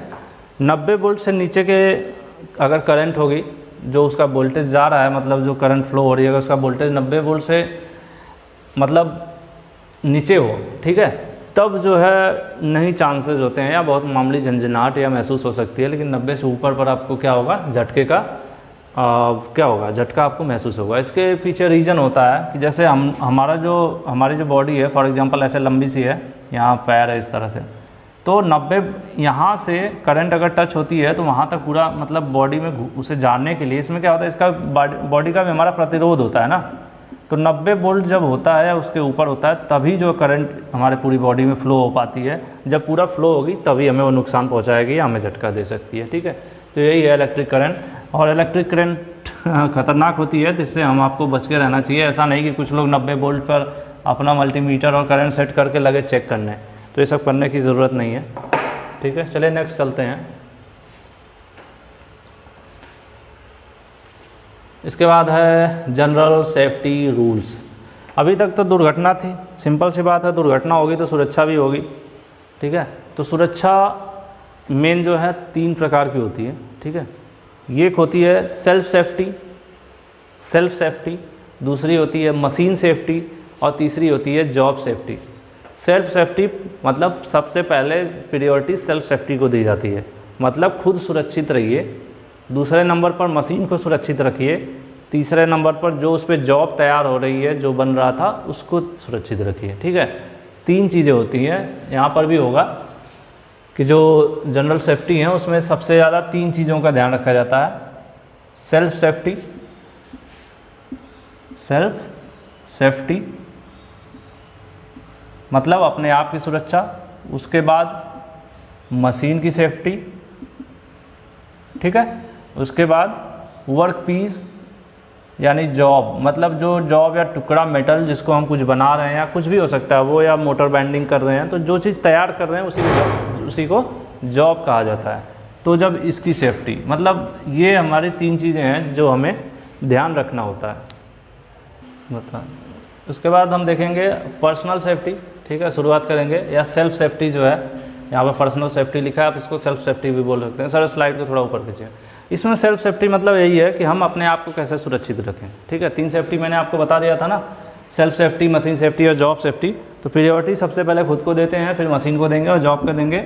और खुद को सेफ रखने का क्या तरीका है, इससे पहले हमने जो सेफ्टी का पढ़ा था उसमें ये सारी चीज़ें हमने पढ़ी थी, उसको बार बार रिपीट करना कोई ज़्यादा लॉजिकल नहीं है। ये आप सोच लीजिए कि अगर आप वर्कशॉप में काम कर रहे हैं तो अपने आप को कैसे सुरक्षित रख सकते हैं। अपने आप को सुरक्षित रखने का तरीका है कि आप सेफ्टी जो PPE होता है ना, पर्सनल प्रोटेक्टिव इक्विपमेंट, जैसे कि हेलमेट पहनना, ग्लासेस पहनना, शूज पहनना, जो क्लोथ होता है, जो वर्दी होती है वर्कशॉप की या कंपनी की, वो पहनना। तो यही सब तरीका है खुद को सुरक्षित रखने का।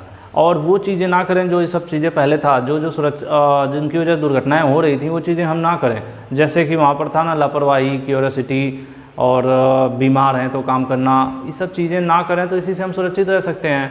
तो यही चीज़ है खुद को सुरक्षित रखने का। फिलहाल हम एक बार से हम दिखा देते हैं कि क्या क्या है। पहला इन्होंने क्या रखा है, खुद को सुरक्षित रखने के लिए यानी दुर्घटना से बचने के लिए जो उपाय हैं और क्या करना चाहिए। सबसे पहले कह रहे हैं कि भैया देखिए, फिगर भी बहुत बड़ा सा दिखा दिया इन्होंने कि सेफ्टी शूज पहने।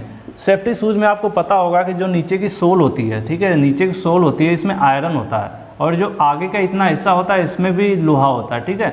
स्टील या लोहे होते हैं इसके अंदर, बाहर से नहीं दिखता है लेकिन शूज़ के अंदर होता है, नीचे सोल में और ये अगले हिस्से पर देखिए स्टील अंगूठा कैप लिखा हुआ है। ऐसा क्यों होता है कि जैसे मान लीजिए ऊपर से कोई भारी चीज़ गिर गई तो हमारा नॉर्मल शूज़ होगा तो हमारी उंगलियों पे चोट लग जाएगी, लेकिन ये काफ़ी हद तक बचा लेगा। और नीचे से अगर कोई कील वगैरह या नुकीली चीज़ चुभेगी तो भी ये बचा लेगा। इसके अंदर स्टील की चादर टाइप की होती है। इसीलिए कभी भी वर्कशॉप में आप जा रहे हैं तो आपको हमेशा क्या कहना चाहिए, शूज़ पहनना चाहिए, ठीक है। जिससे क्योंकि हमें पता नहीं है वर्कशॉप में बहुत सारे मेटल टुकड़े गिरे हो सकते हैं, या ऊपर से कोई ऐसी फाउंडेशन के पास मशीनरी जहाँ हम काम कर रहे हैं तो फिसल के कोई भारी जॉब हमारे पैर पे गिर सकता है। तो इसी के लिए ये सब होता है कि सेफ्टी शूज़ ज़रूर आप पहनें। उसके बाद नेक्स्ट देखते हैं जो मैंने आपको बताया था, सर स्लाइड ऊपर करेगा, कि जो लूज क्लोथ हैं, लूज क्लोथ मतलब ढीले कपड़े हमें नहीं पहनना है, ऐसे टाई वाई लगा के वर्कशॉप में काम नहीं करना है। टाई और जो देखिए दो तरह के ड्रेसिंग सेंस होते हैं, आपने देखा दो ड्रेसिंग सेंस होता है, एक होता है टाई सूट और ये वाला, तो ये ऑफिस पर्सन के लिए होता है जो ऑफिस में काम करते हैं, ठीक है। और एक होता है ब्लू शर्ट है, नॉर्मल पैंट है, सेफ्टी शूज़ है, ब्लैक कलर का है, आपका हेलमेट हो गया, उसके बाद ये सब गॉगल्स वगैरह, ग्लव्स वगैरह, तो ये सब जो प्लांट में कारीगर होते हैं उनके लिए होता है, ठीक है, या ऑपरेटर, मशीन ऑपरेटर्स के लिए होता है। तो हम लोग कारीगर की बात कर रहे हैं, ऑफिस की नहीं, क्योंकि ऑफिस में हमें काम नहीं करना है, हमें वर्कशॉप में काम करना है। तो उसको देखते हुए इन सेफ्टी को फॉलो किया जाएगा। देखिए इन्होंने बोला कभी ढीले कपड़े उपड़े नहीं पहनना आपको, ठीक है, दुर्घटना होगी, तो इससे हम खुद को बचा सकते हैं। और जब काम कर रहे हैं तो दूसरे लोगों से, आसपास लोगों से बातचीत नहीं करना हमें, तब भी हम खुद को बचा सकते हैं।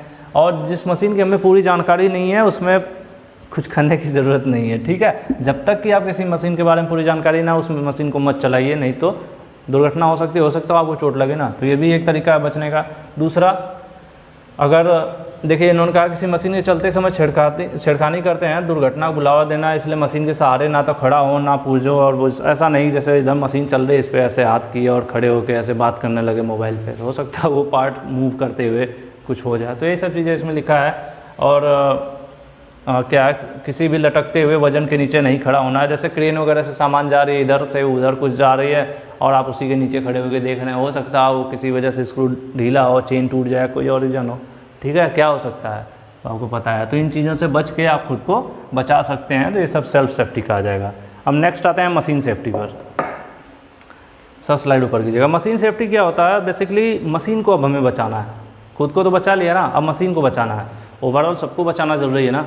तो मशीन को बचाने के लिए क्या करना होगा, मशीन का रूटीन मेंटेनेंस करना होगा। जैसे मशीन के किसी पार्ट्स में अगर आवाज़ आ रही है तो उसको चेक कर लीजिए। ऐसा नहीं कि जब वो टूट जाए तभी उसको बदला जाएगा, ठीक है, तो नुकसान होगा ना। हो सकता है कहीं बेरिंग वगैरह में आवाज़ आ रही है तो एक बार चेक कर लीजिए, हो सकता है उसमें जो ऑयलिंग की जाती है, मोबिल ऑयल वगैरह या ग्रीसिंग की जाती है वो प्रॉपर ना हो, या फिर एक बेरिंग का कोई टुकड़ा टूट गया हो तो उस बेरिंग को चेंज कर दीजिए, ठीक है, ये चीज़ें हो गई। या फिर आपका वायर कहीं से देख लीजिए कि कहीं वायर आपने टेपिंग वेपिंग कर रखी है, अगर हल्का फुल्का शॉर्ट वॉट है तो उसको देख लीजिए कि ज़्यादा चांस तो नहीं है कि गर्म होने के बाद वो चिपक जाए, ये सब चीज़ें। या कहीं से स्पार्किंग हो रही है तो देख लीजिए कहीं स्क्रू वगैरह ढीला है तो पहले उसको टाइट कर लीजिए मशीन को चालू करने से पहले।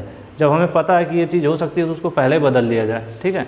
यही सब चीज़ें हैं, इसमें देख लेते हैं इन्होंने पॉइंट वाइज क्या लिखा हुआ है कि क्या है कि मशीनों का संभव मशीनों पर प्रयोग होने वाले औजार तथा बहुत से सूक्ष्ममापी औजारों की सुरक्षा का ध्यान रखना चाहिए।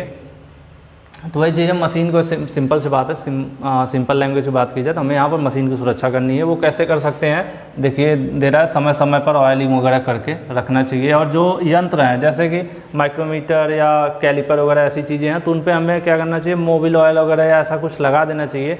अगर हमें काफ़ी दिन के लिए रखना है तो रखे रखे उसमें जंग वगैरह पकड़ सकता है, तो उसे बचाने के लिए, ठीक है, मौसम से, इसलिए कह रहा बारिश के मौसम में खास करके ये सब चीज़ें होती हैं, तो इसे बचाने के लिए उनको थोड़ी बहुत कुछ ना कुछ हमें उसमें और ऐसा चिकना पदार्थ जो है यूज करेंगे उसे बचाने के लिए, ठीक है। उसके बाद है और कटिंग टूल वगैरह या भारी सामान जो है वहाँ से सेंसिटिव चीज़ों को हटा देना चाहिए। जैसे हमें जो पता है कि हमारे कुछ ये जो बहुत ही मतलब सेंसिटिव इक्विपमेंट्स हैं, जैसे मान लीजिए कि लेंस वगैरह है या बारीक नीडल वाली कोई इक्विपमेंट है तो उसको अलग रखिए, हथौड़े को अलग रखिए। ऐसा नहीं कि उसी बॉक्स में लेंस रखा हुआ उसी में हथौड़ा फेंक दिए। तो ये चीज़ें आपको ध्यान रखना है जिससे सुरक्षित रहेंगे औजार। और नेक्स्ट सर आगे करिएगा ऊपर। और दूसरी चीज़, जब भी कभी सर स्लाइड थोड़ा ऊपर कीजिएगा, कि कभी भी जो मशीनरी वगैरह ऑपरेट हो रही है, अगर मशीन चल रही है तो चलते समय उसमें कोई काम मत कीजिए, ठीक है। अगर आपको कोई रिपेयरिंग करना है तो मशीन को बंद कीजिए, उसके बाद उसको रिपेयर कीजिए, ठीक है। ऐसा क्या होगा, कभी चलते चलते कोई पार्ट आप बदल रहे हैं तो हो सकता है वहाँ पे डैमेज हो जाए, ज़्यादा नुकसान हो जाए, टूट फूट हो सकती है। तो वही चीज़ कह रहा है। और दूसरी चीज़ जो मैंने आपको बताया था कि ज़रूरी नहीं है कि मशीन ख़राब हो जाए तभी उसको बदलें। हो सकता है उसमें कुछ लग रहा है कि यार इसके गियर से आवाज़ आने लगे, जैसे कह रहा है चलती मशीन से गियर ना बदलें, और उसके बाद कह रहा है टूटने की, अगर गियर टूटने की संभावना है तो पहले ही उसको बदल लें। ठीक है, ये चीज़ तो फिलहाल की है, मशीन चलते समय बदलेंगे तो गियर टूट सकता है। लेकिन जहाँ पे आपको लग रहा है गियर वगैरह आवाज़ कर रहा है तो उसको क्या करें, ख़राब होने से पहले ही आप बदल दें, ये भी एक चीज़ है। उसके बाद क्या है कि कोई भी जैसे इलेक्ट्रिकल मशीन पे काम कर रहे हैं तो नीचे फर्श वगैरह पर क्या है कि इंसुलेशन वगैरह का काम कर दें, मतलब फाउंडेशन वगैरह ऐसा इंसुलेटेड कर दें कि जहाँ पे नीचे से अर्थ वर्थ ग्राउंडिंग और ऐसी प्रॉब्लम ना हो या आपको शॉक वगैरह ना लगे, ये सब चीज़ें इसमें रखा हुआ है। और जो खास करके इलेक्ट्रिकल मशीनरीज होती हैं उनमें अर्थिंग करना बहुत ज़रूरी होता है। अर्थिंग क्या होता है, जब फॉर एग्जांपल मान लीजिए एक मोटर है, ठीक है, मोटर की बॉडी आपको पता है ना कास्ट आयरन वगैरह एक बनी होती है, फाउंडेशन पर लगा इस तरह से मोटर। तो इसमें अगर हम करंट देते हैं, सिंगल फेज मोटर है तो हम एक फेज दे देते हैं और एक न्यूट्रल दे देते हैं और हमारा मोटर चल रहा है। लेकिन इसमें इसकी बॉडी से कहीं न कहीं एक ग्राउंड अर्थ कर दिया जाता है, अर्थिंग से जोड़ दिया जाता है। इसलिए जोड़ा जाता है कि कई बार क्या है, किसी वजह से ये वायर यहाँ पर कट गया या किसी वजह से मोटर के बॉडी में टच कर गया तो मोटर के बॉडी में भी करंट आने लगेगी, जिससे अगर इस बॉडी को कोई टच करेगा तो उसको शॉक लग सकता है या मशीन खुद शॉर्ट होकर मशीन भी जल सकती है। तो अगर बॉडी में करंट आ रहा है तो वो क्या करेगा, तुरंत इस अर्थिंग के थ्रू ज़मीन में चला जाएगा। ठीक है, इससे मशीन की भी सेफ्टी हो जाएगी और आपकी भी सेफ्टी हो जाएगी। ठीक है, ये सब चीज़ें हैं। और रूटीन मेंटेनेंस सबसे ज़्यादा मशीन सेफ्टी के सबसे बेस्ट है रूटीन मेंटेनेंस, मतलब उसको महीने हफ्ते पर जो भी एक शेड्यूल उसे चेक हमें करते रहना चाहिए कि कहीं कोई प्रॉब्लम तो नहीं है। जिस पार्ट में प्रॉब्लम होने की संभावना है उसको पहले से बदल देना चाहिए, इंतज़ार नहीं करना चाहिए। ठीक है सर, आगे ऊपर कीजिएगा। और कई बार देखिए एक पॉइंट इसमें लिखा था, कई बार कोई होता क्या है कि जैसे फॉर एग्जांपल अगर सेल है, किसी मशीन में 2 सेल है, अगर लग रहा है आपका सेल ख़राब हो गया है तो ऐसा नहीं कि एक पुराना सेल रहने दें और एक नया सेल डाल दें, दोनों बदल दें आप, क्योंकि एक सेल पुराना रहेगा एक नया रहेगा तो दूसरे वाले को भी वो जल्दी ख़त्म करेगा, ख़राब करेगा। तो यही चीज़ कह रहा है कि अगर कई बार जैसे चेन स्पॉकेट है ना, स्पॉकेट हो गई और चेन आपको लग रहा है चेन तो घिस गई है लेकिन स्पॉकेट अभी थोड़ी बहुत सही है, तो थोड़ी बहुत सही है ना, पूरी तो सही है नहीं, तो ऐसा कीजिए जब आप बदलेंगे तो स्पॉकेट और चेन दोनों बदलिए, जिससे लाइफ अच्छी रहेगी। नहीं तो जो थोड़ी बहुत डैमेज थी स्पॉकेट उसकी वजह से आपकी जो नई चेन है वो जल्दी ख़राब होगी। तो ये चीज़ आपको ध्यान रखना है कि जब अगर आप पार्ट्स बदल रहे हैं तो आप ज़रूर चेक कर लीजिए कि उससे जुड़ा हुआ दूसरा पार्ट सही है कि नहीं। उसके बाद है जॉब पीस। ठीक है, जॉब पीस की सेफ्टी का मतलब है कि जैसे अगर हमें ड्रिल करना है तो उसको या किसी चीज़ को हमें कटिंग करनी है, एक जॉब है, ठीक है, हमारे पास एक जॉब है मेटल का, ठीक है, जॉब है मेटल का, हमें बीच से क्या करना है, इसको काटना है एक्सा से। तो इसको पहले जो वाइस होती है उसमें अच्छे से टाइट कर दीजिए। अगर इस जॉब को अच्छे से टाइट किए रहेंगे तो आप हेक्सा से काटेंगे तो सीधा कटेगा, और अगर मान लीजिए जॉब ढीला है तो आप हेक्सा से काटना शुरू करेंगे, जॉब ऐसे धीरे धीरे सड़क के टेढ़ा होना शुरू हो जाएगा और ये जो सीधा कटना था वो ऐसे भी कट सकता है। तो क्या होगा, आपका जॉब ख़राब हो जाएगा ना। लेकिन हमें क्या करना, हमें जॉब बचाना है, अपना जो वर्क पीस है टुकड़ा उसको हमें संभालना है। तो यही सब चीज़ें हैं। ठीक है, तो ये कह रहा है कि जॉब को मशीन पर बांधने से पहले उसकी सही क्लैंपिंग करना चाहिए, मतलब उसको सही से बांधना चाहिए, ऐसा नहीं कि वो हिलता डुलता रहे तो जॉब ख़राब हो जाएगा। ठीक है, उसके बाद देखिए कह रहा है कि पहले जॉब को सही अच्छे तरीके से मशीन पे बांधने के बाद जो है कटिंग टूल्स जो है इस्तेमाल करना चाहिए मशीन पे। ठीक है, क्योंकि अगर सही से आप फिटिंग नहीं किए होंगे और कटिंग जो काटने का जो हिस्सा मशीन का अगर उसे स्टार्ट कर देंगे तो काटना शुरू करेगा, हो सकता है जॉब इधर उधर हो जाए तो सही से बनेगा नहीं, वो जॉब का पीस ख़राब हो जाएगा। ठीक है, और जो इसका मतलब जॉब के जो मेजरिंग वगैरह करते हैं उस समय भी हमें बहुत सही से एक्यूरेसी से ध्यान रखना होता है कि कितना हमें कटिंग चाहिए, कितनी लेंथ चाहिए, उसकी सही से मेजरमेंट ले लें। अगर थोड़ा सा मामूली सा भी अगर मेजरमेंट में आप लापरवाही करेंगे तो बाद में क्या होगा कि जब फिनिश होगा तो आपको तो ये चाहिए 4 mm और पता चला आपको मिल रहा है 3.9 mm। तो ये सब चीज़ें हैं कि एक जॉब को तैयार करते समय हमें क्या क्या सेफ्टी रखनी चाहिए जिससे कि हमारा जॉब मतलब सेफ़ रहे। ठीक है, मशीन सेफ़ रख लिया आपने तो जॉब को भी सेफ़ रखना है कि उसको सही से बांधिए, सही से यूज़ कीजिए, ये सब चीज़ें हैं। सर अब स्लाइड को ऊपर कीजिएगा, इसमें बहुत ज़्यादा इसमें इंटरेस्टिंग ऐसा नहीं है कुछ, सब मिला के वो तरीके जिससे हम अपने जॉब को सेफ रख सकें। ठीक है, और जैसे हमें मान लीजिए कहीं वायरिंग वगैरह करना है, ठीक है, वायरिंग करना है, हमारे पास इस तरह से घर है, इस तरह से है, ठीक है। तो हमें मान लीजिए इसमें 4 लाइट लगाना है, इसमें 6 लाइट लगाना है, इसमें 7 लाइट लगाना है, तो जो हमारे पास माइका बॉक्स है तो उसी हिसाब से इसमें पहले ये सब क्या करिए कि पहले डिसाइड कर लीजिए, एक पेज पर लेआउट बना लीजिए, एक नक्शा बना लीजिए कैसे कैसे वायरिंग करना है, कहाँ कितनी लेंथ लगेगी, उस हिसाब से पहले एक रफ कॉपी पर बना लीजिए। उसके बाद जो है बॉक्स है उसमें 4 होल काटिए, 4 स्विच के लिए, इसमें 6 के लिए काटिए।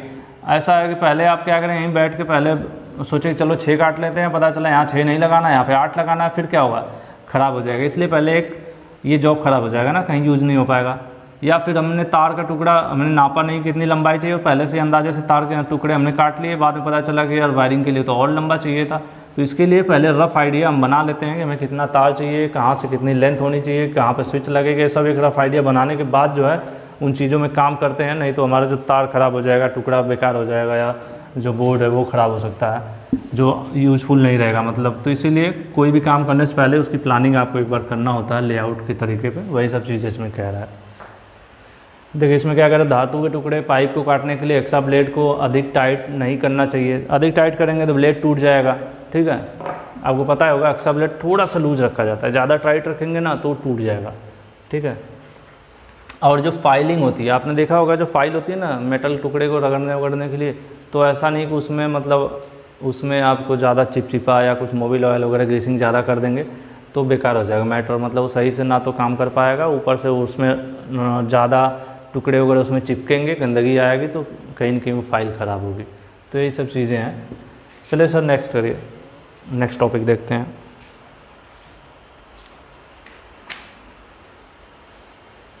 सेफ्टी सिंबल्स, ये है, मैंने आपको शुरू में ही बोला था कि ये काफ़ी इंपॉर्टेंट पॉइंट है सेफ्टी सिंबल्स, ठीक है। सुरक्षा संकेत होता क्या है कि बहुत सारी चीज़ों के लिए सिंबल्स बनाए गए ना, जैसे आपको पता है कि नहीं, ऐसे प्लस का सिंबल मतलब क्या, डॉक्टर साहब होंगे, एम्बुलेंस होंगी, ये सब चीज़ें मतलब मेडिकल लाइन से चीज़ हो जाती है ना, हमें कैसे पता चल जाता है ये चीज़ है ना।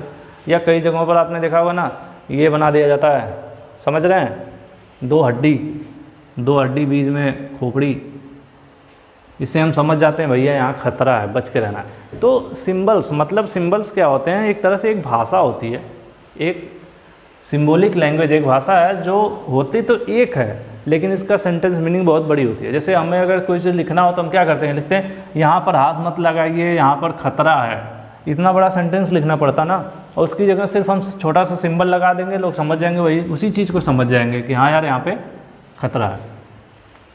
तो सेफ्टी सिंबल्स क्या होता है कि हमें सुरक्षित रखने के लिए, ठीक है, जब हम वर्कशॉप में काम करते हैं तो वहाँ पर सुरक्षित रखने के लिए कुछ सिंबल्स डिज़ाइन किए गए हैं, ठीक है, जो अलग अलग जगहों पर, मशीनों पर, दीवारों पर, ऐसी जगहों पर स्थापित किए जाते हैं जिससे सबको अंदाज़ा लग सके, जानकारी प्राप्त हो सके कि कहाँ पे क्या प्रॉब्लम है क्या नहीं है।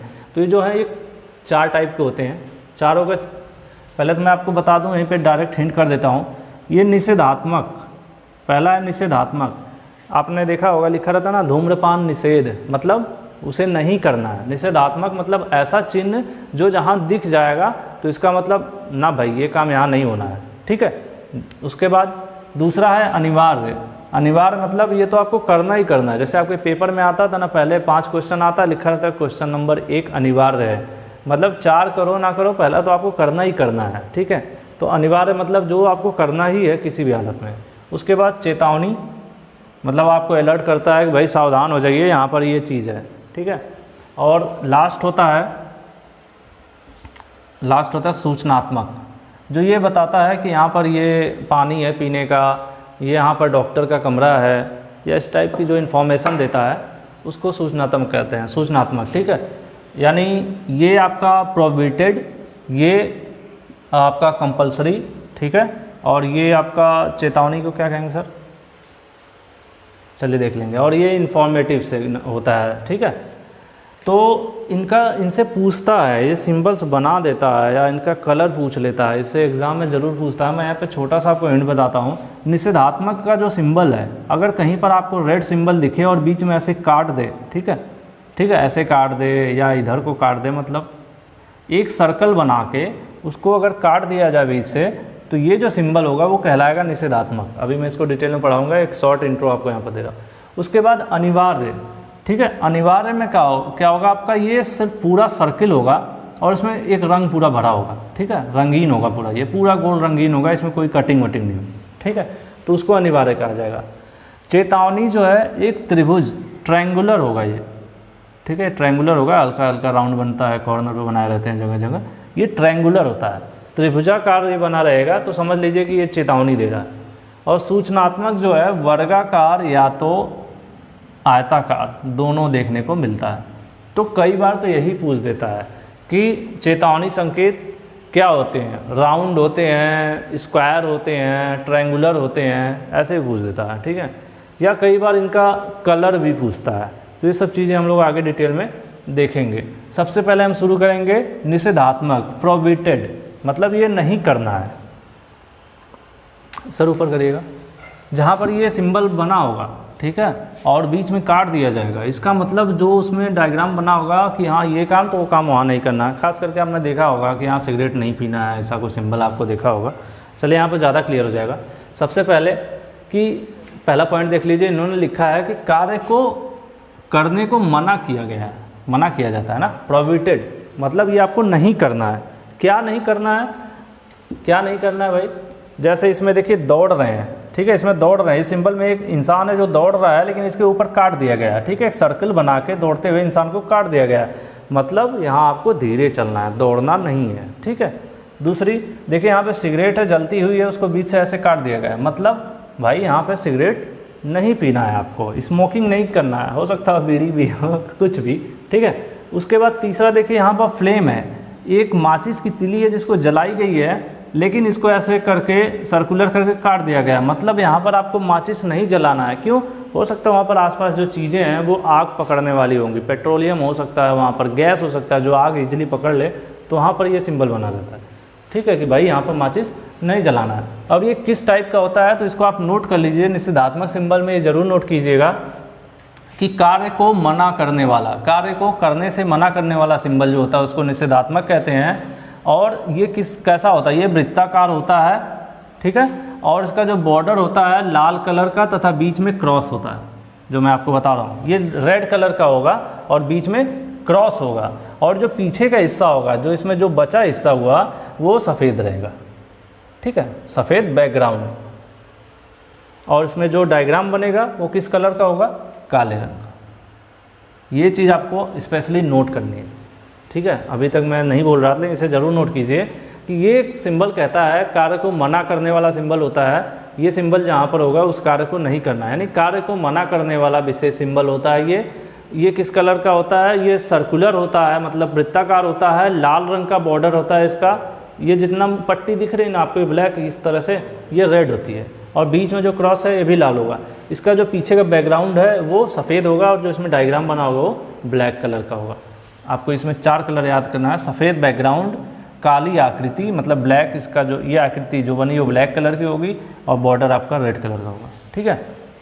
अब इसमें जैसे बताया ना, भागने के नहीं है, धूम्रपान न करना है, आग नहीं जलाना है, सब चीज़ें इसमें दिखाई गई है, तो इसको आप नोट कर लीजिए। तो फिर हम नेक्स्ट पर चलेंगे, ठीक है। जो हमारा नेक्स्ट सिंबल है वो है मैंडेटरी का। मैंडेटरी मैंने आपको बताया था कि वो सर्कुलर होगा लेकिन पूरा भरा हुआ होगा, ठीक है। देखिए यहाँ पे साइकिल नहीं चलाना है, वहाँ पे कपड़े नहीं फेंकना था, वो सब चीज़ें लिखा था। मैंडेटरी मतलब होता है आपको करना ही करना, अनिवार्य, ठीक है। मैंडेटरी मतलब ये काम आपको करना ही है, ठीक है। करना क्या है, अब इसमें देख लीजिए इसका क्या सीन होता है, इसका देख लीजिए, ये संकेत मतलब ये पहले तो पूरा क्या होगा, ये गोल सर्किल होगा, पूरा ये रंग भरा होगा, पूरा गोल होगा और रंग भरा होगा। इसके पहले वाले में क्या था, इसके पहले वाले में था गोल था लेकिन बीच में खाली था, सिर्फ एक पट्टी थी, और जो जितनी ये लाइन थी, ये जितनी गोल वाली और ये वाली किस कलर की थी, लाल कलर की थी, लेकिन सर्किल बीच में खाली था। उसमें जो हम डायग्राम बना रहे थे, मतलब ये भैंस मान लो बना दी हमने 4 पैर वाली, तो ये ब्लैक कलर की बना रहे थे इसमें प्रोहिबिटेड में। लेकिन इसमें क्या होगा, इसमें जो पट्टी होगी वो नीले कलर की होगी, पूरा नीले कलर का होगा, गोल सा होगा, पूरा नीला होगा, पूरा भरा हुआ नीला, ठीक है। कैसा होगा, वृत्ताकार होगा, ठीक है। अब इसमें जो ये चीज़ें बनाई जाएंगी ये वाइट होगी, ठीक है। ये जो डायग्राम ड्रॉ किया जाएगा ये वाला हिस्सा, वो उतना काट दिया जाएगा तो वाइट दिखेगा, ठीक है। जो इतना कट दिया गया तो वाइट हो जाएगा। अब जैसे इसमें कोई कलर नहीं यूज़ किया जाएगा, बैकग्राउंड सिंपल सी बात है, जहाँ भी चिपकाया जाएगा वो वाइट होगा, तो उस पर पूरा चिपका दिया जाएगा ब्लू कलर का, और जो डायग्राम बनाना है वो काट दिया जाएगा उतना हिस्सा, तो अपने आप वाइट दिखेगा। मतलब इसमें 2 कलर आपको याद रखना है, पूरा ये भरा हुआ हिस्सा नीले कलर का, ब्लू कलर का, और जो डायग्राम बन रहा है लाइनिंग वगैरह वो वाइट होगी। हालांकि हाँ चलिए यहाँ पे लिखा है सफ़ेद कलर का संकेत बनेगा। 2 इसमें सिर्फ 2 कलर आपको याद रखना है, नीला पूरा बैकग्राउंड और सफ़ेद कलर का संकेत। अब इसमें देखिए नीचे क्या लिखा है, ये लिख रहा है कि भैया यहाँ पर आपको हेलमेट पहनना है, अनिवार्य है, बिना हेलमेट के आप यहाँ नहीं जा सकते क्योंकि ऊपर से वहाँ पे कुछ गिरने वाला सामान होगी। ये कह रहा है कि यहाँ पर आपको गॉगल्स लगाना ज़रूरी है। गॉगल्स वहाँ पे लगाया जाता है जहाँ वेल्डिंग वगैरह और ऐसे ही काम होते हैं, वहाँ पर गॉगल्स लगाना बहुत ज़रूरी होता है, गॉगल्स, ठीक है। उसके बाद ये कह रहा है कि कान के ऊपर बिट लगाए गए हैं, ये ऐसी जगहों पर जहाँ वैसी मशीनें होती हैं जो ज़्यादा आवाज़ करती हैं, या कुछ धूल के ऐसे कण होते हैं जो बहुत बारीक होते हैं, या मेटल के जो हवा में उड़ते रहते हैं, हमारे कान में जाकर नुकसान कर सकते हैं, तो ऐसी जगहों पर भी ये आई प्रोटेक्ट और ईयर प्रोटेक्ट लगाया जाता है, ठीक है। तो ये चीज़ें हैं। सर और कुछ डायग्राम है दिखा दीजिए, इसको ज़रूर नोट कर लीजिएगा। नीला बैकग्राउंड, सफ़ेद आकृति और गोल कलर, ठीक है।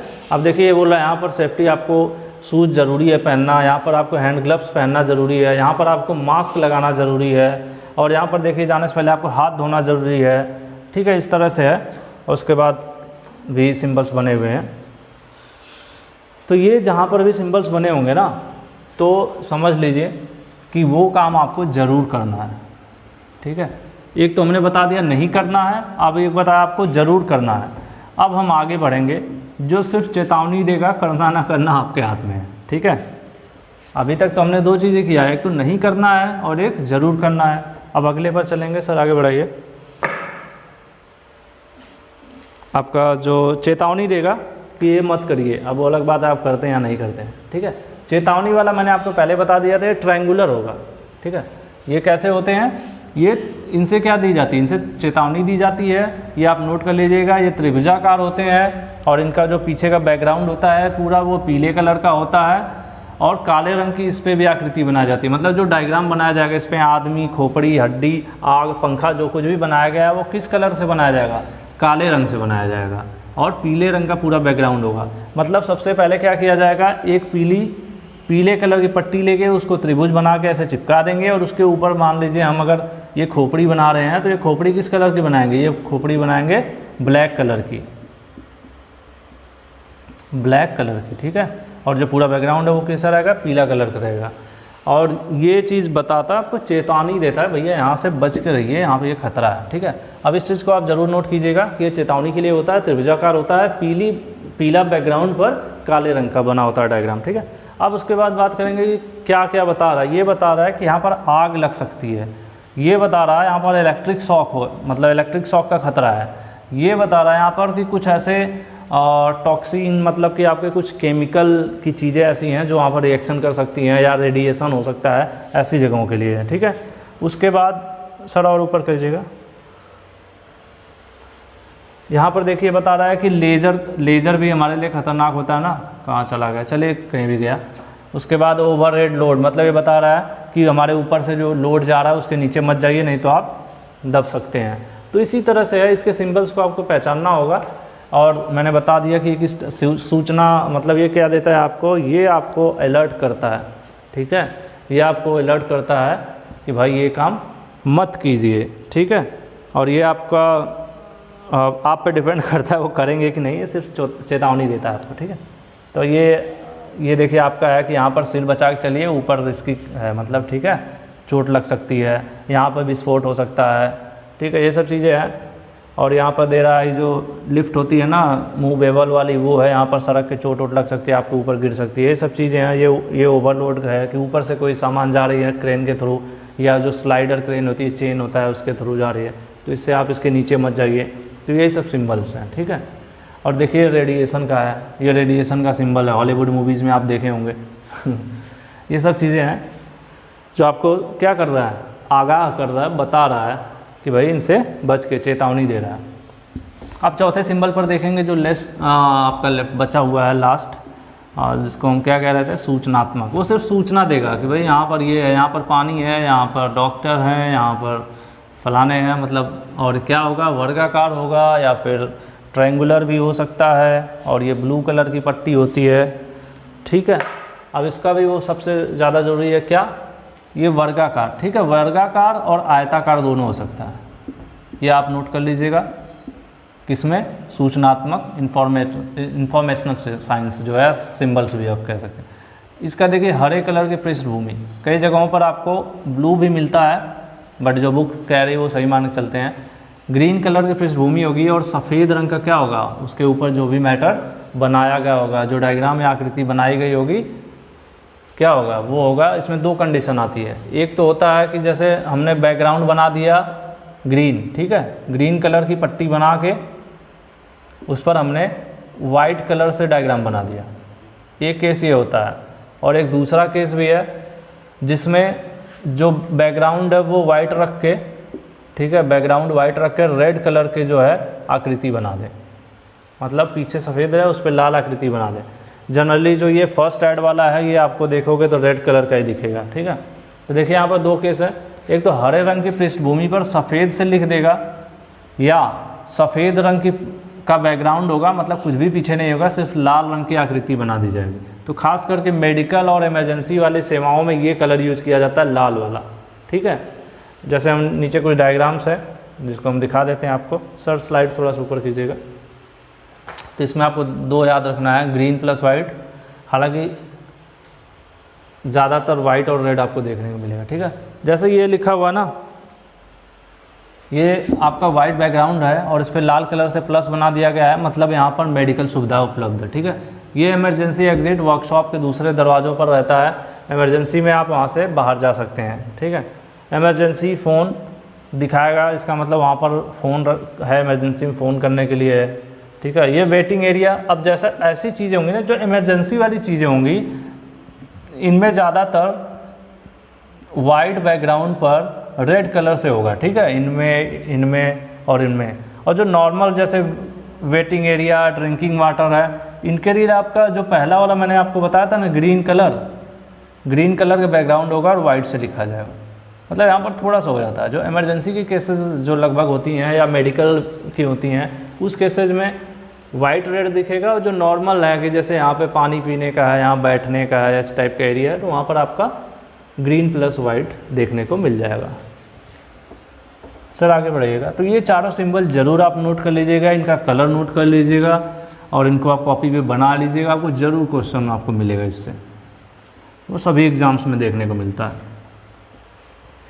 और दूसरा टॉपिक मैंने बताया था, इसका इम्पोर्टेंट टॉपिक है, वो है आग, ठीक है। आपको पता ही है आग कई प्रकार की होती है एक आग जो दिखती है और एक आग जो नहीं दिखती है, एक बाहर लगती है और एक अंदर लगती है।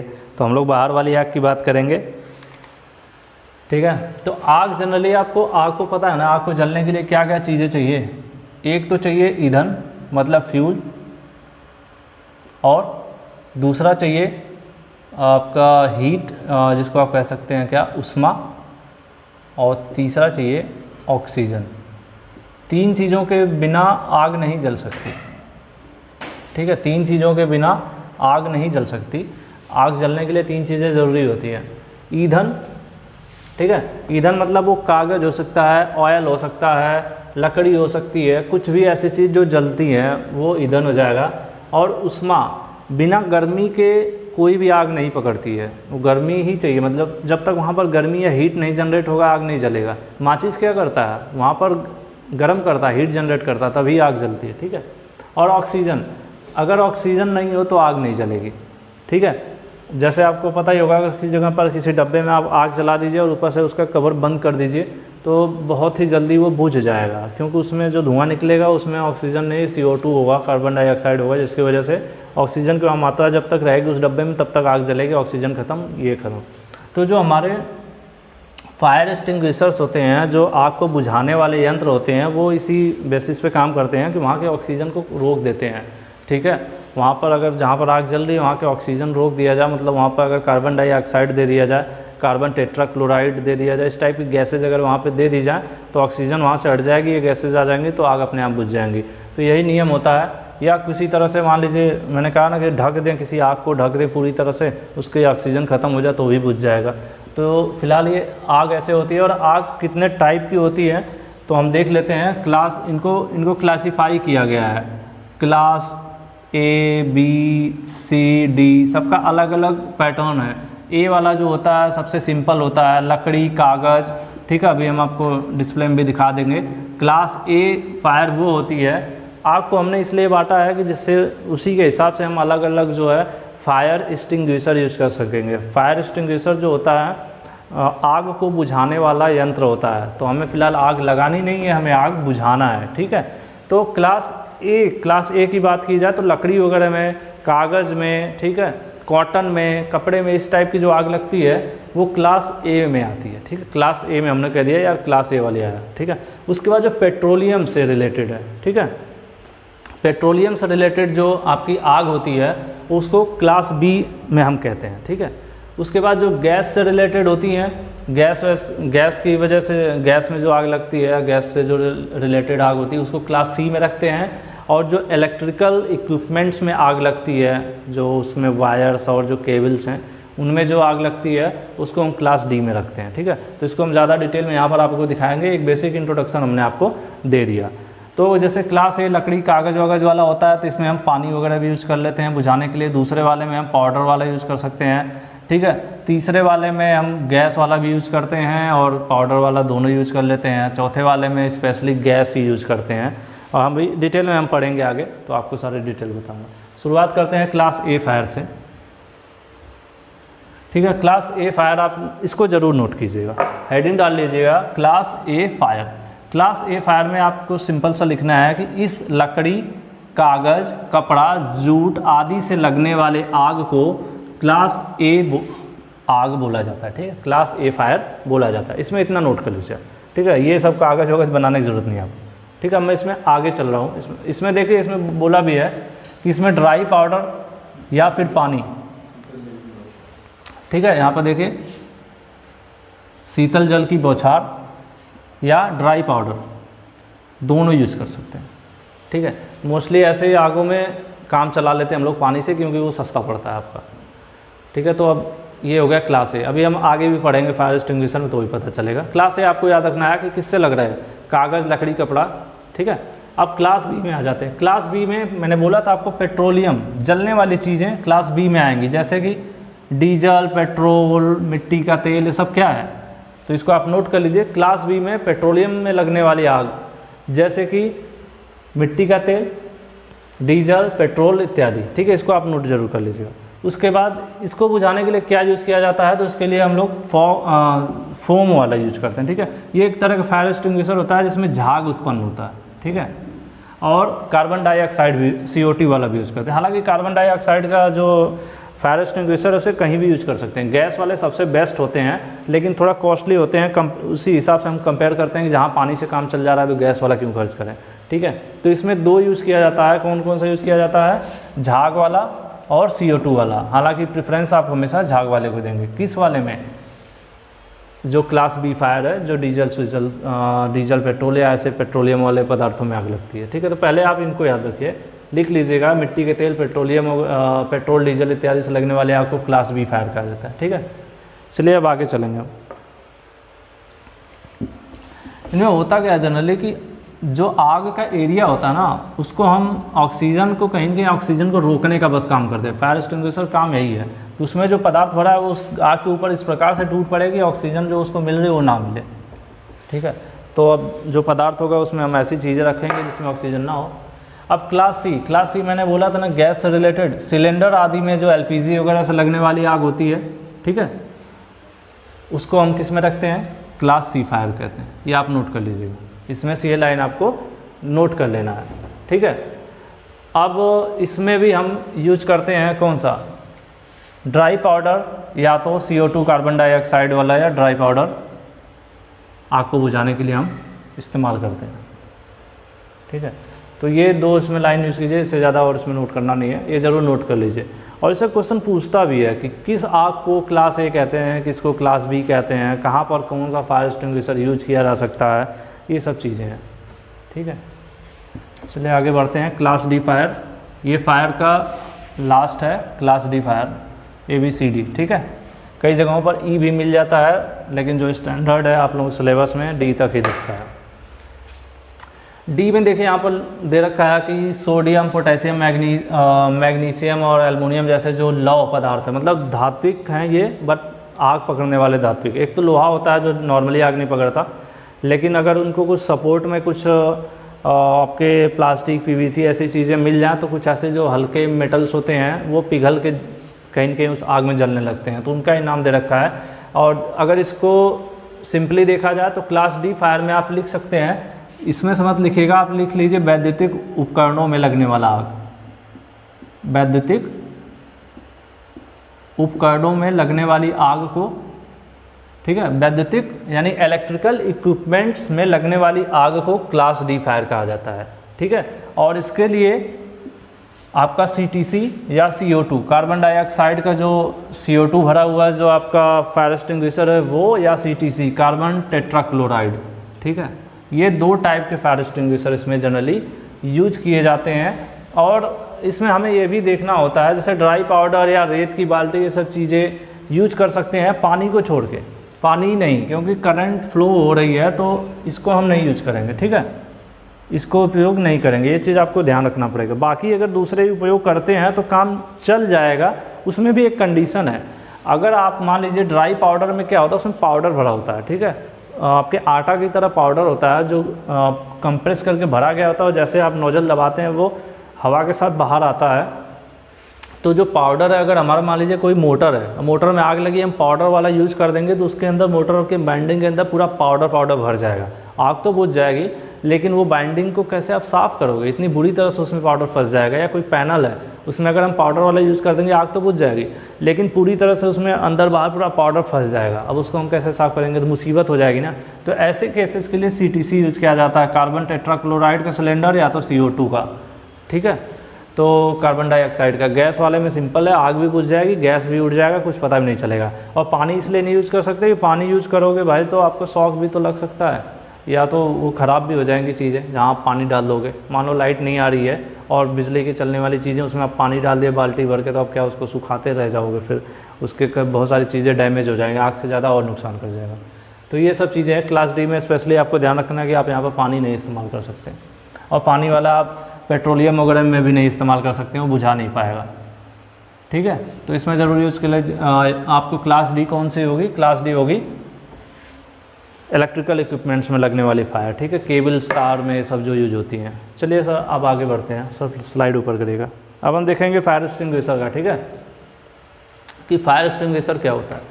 तो फायर एक्सटिंग्विशर एक इक्विपमेंट है जो कि आग जैसे लगी है तो उसको बुझाने के लिए यूज़ किया जाता है। जनरली आपने देखा होगा सिलेंडर की तरह होता है, पेट्रोल पंप, आपके कॉलेज के वर्कशॉप में, हर जगहों पे वो टंगा रहता है, और हर जगह कैटेगरी वाइज अलग अलग होता है, ठीक है। ये आपको कपड़े की दुकानों में भी मिल जाएगा, तो सब लोग अपने जगह के हिसाब से यूज करते हैं, ठीक है।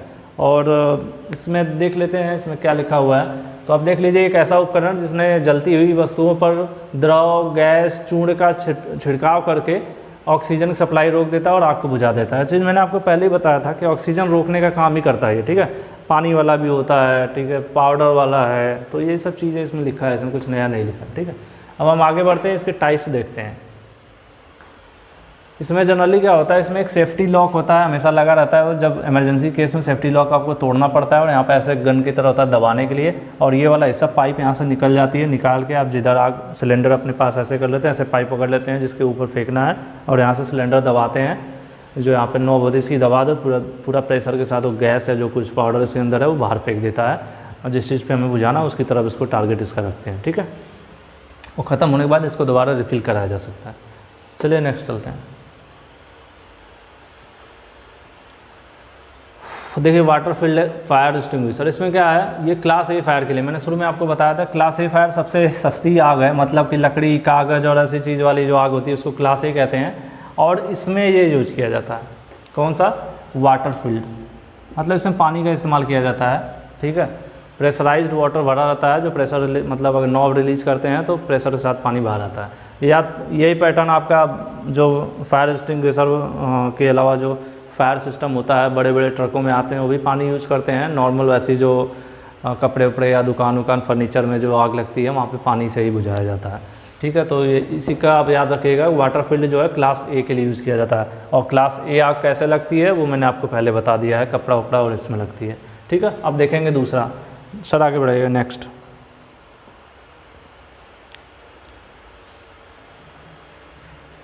फोम टाइप हो गया।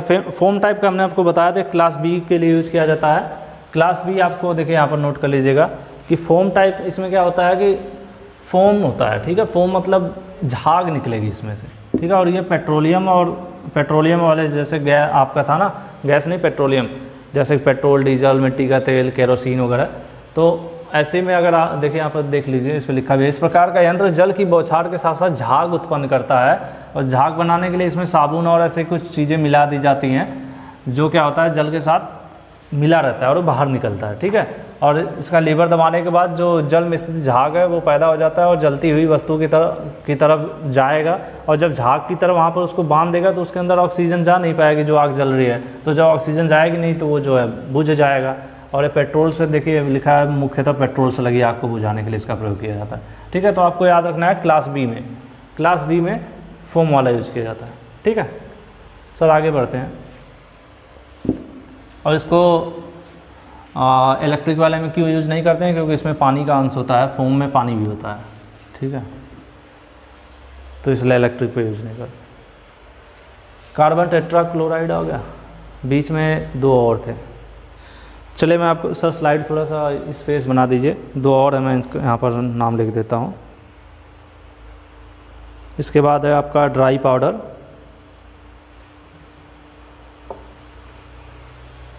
ठीक है। आपका तीसरा है ड्राई पाउडर।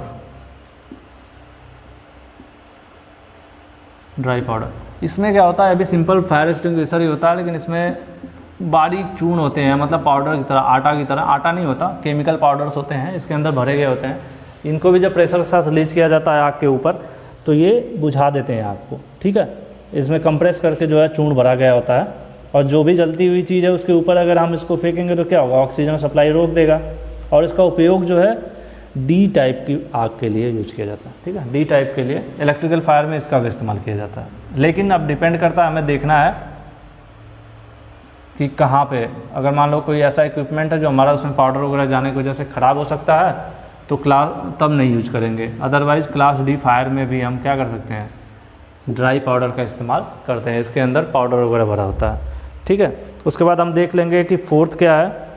सर इसमें फिफ्थ दिखा रहा था ना, फोर्थ जो है आपका कार्बन डाइऑक्साइड उसमें भरा रहता है। जो फोर्थ होता है CO2 होता है, जो सिलेंडर होता है उसमें कार्बन डाइऑक्साइड भरी होती है, कार्बन डाइऑक्साइड।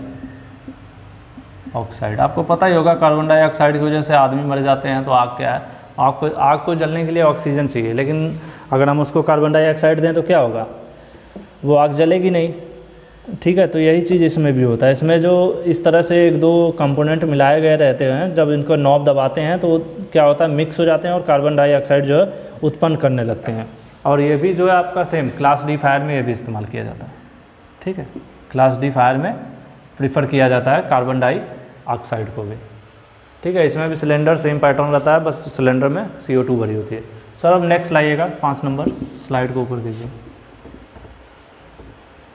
कार्बन टेट्राक्लोराइड जो है CO2 का ही एक पैटर्न है, थोड़ा सा उससे एडवांस है, ठीक है।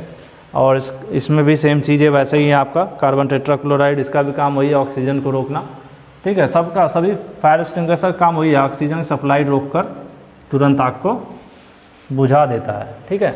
और इसके अंदर क्या यूज किया गया होता है तो आप इसमें देख लीजिए, आप यहाँ पर नोट कर सकते हैं कार्बन टेट्राक्लोराइड, ठीक है। इसके अंदर ये यूज किया गया होता है। और ये भी आपका विद्युत वाले उपकरणों के लिए यूज़ किया जाता है। इसमें देखिए नीचे लिखा हुआ है विशेष तौर पर इलेक्ट्रिकल इक्विपमेंट, ठीक है। ये हो गया, तो इसमें दो चीज़ें नोट कर लीजिएगा, ये भी वही काम करता है ऑक्सीजन को रोकना, ठीक है। और इसमें कार्बन डाइऑक्साइड की जगह कार्बन टेट्राक्लोराइड यूज़ किया जाता है, और इसका भी काम है इलेक्ट्रिकल फायर यानी क्लास डी फायर के लिए। चलिए सर आगे बढ़ाइए स्लाइड को। इसके बाद वाला आने वाला है आपका बाल्टी। आपने देखा भी होगा बहुत सारी जगहों पे होता है, क्या करते हैं, रेड कलर की बाल्टी होती है, उसमें रेत वेत भर दिया जाता है, ठीक है। सर थोड़ा सा ऊपर कर दीजिए। ये भी फायर एक्सटिंग्विशर का एक टाइप हो गया, sand field buckets. Sand field buckets मतलब ऐसी बाल्टी है जिसके अंदर रेत भरी हो, बालू, ठीक है। कहीं कहीं रेत बोलते हैं, कहीं बालू बोलते हैं लोग। तो जो चीज़ है इसका भी वही काम है लेकिन इसको विशेषकर वैसी जगहों पर यूज़ करते हैं जहाँ पे हमारे सामान ज़्यादा नुकसान होने का रिस्क ना हो, ठीक है। और बहुत कम यूज़ किया जाता है। पहले जब फायर एक्सटिंग्विशर नहीं होते थे तब इन चीज़ों को प्रीफर किया जाता था, हालांकि अब नहीं उतना यूज़ किया जाता कहीं पे, फिर भी रहता है कई जगहों पर जहाँ बाहरी आग है, जैसे बाहर ग्राउंड वगैरह में ऐसी जगहों पर लग गई जिसमें कुछ ऐसा ख़राब होने लायक नहीं है, तो हम क्या करते हैं, सूखी रेत रहती है उसके ऊपर फेंक देते हैं। तो अचानक से फेंकते हैं आग के ऊपर तो ऑक्सीजन रुक जाती है और आग जो है बुझ जाती है। सर नेक्स्ट कीजिएगा। अब होगा फर्स्ट एड, ठीक है। अगर एक्सीडेंट वगैरह हो गया, चोट लग गई, तो उस केस में ज़रूरत पड़ती है फर्स्ट एड की। फर्स्ट एड क्या होता है, शायद यहाँ पर मैंने टॉपिक इंक्लूड नहीं किया है, फिर भी बता देता हूँ।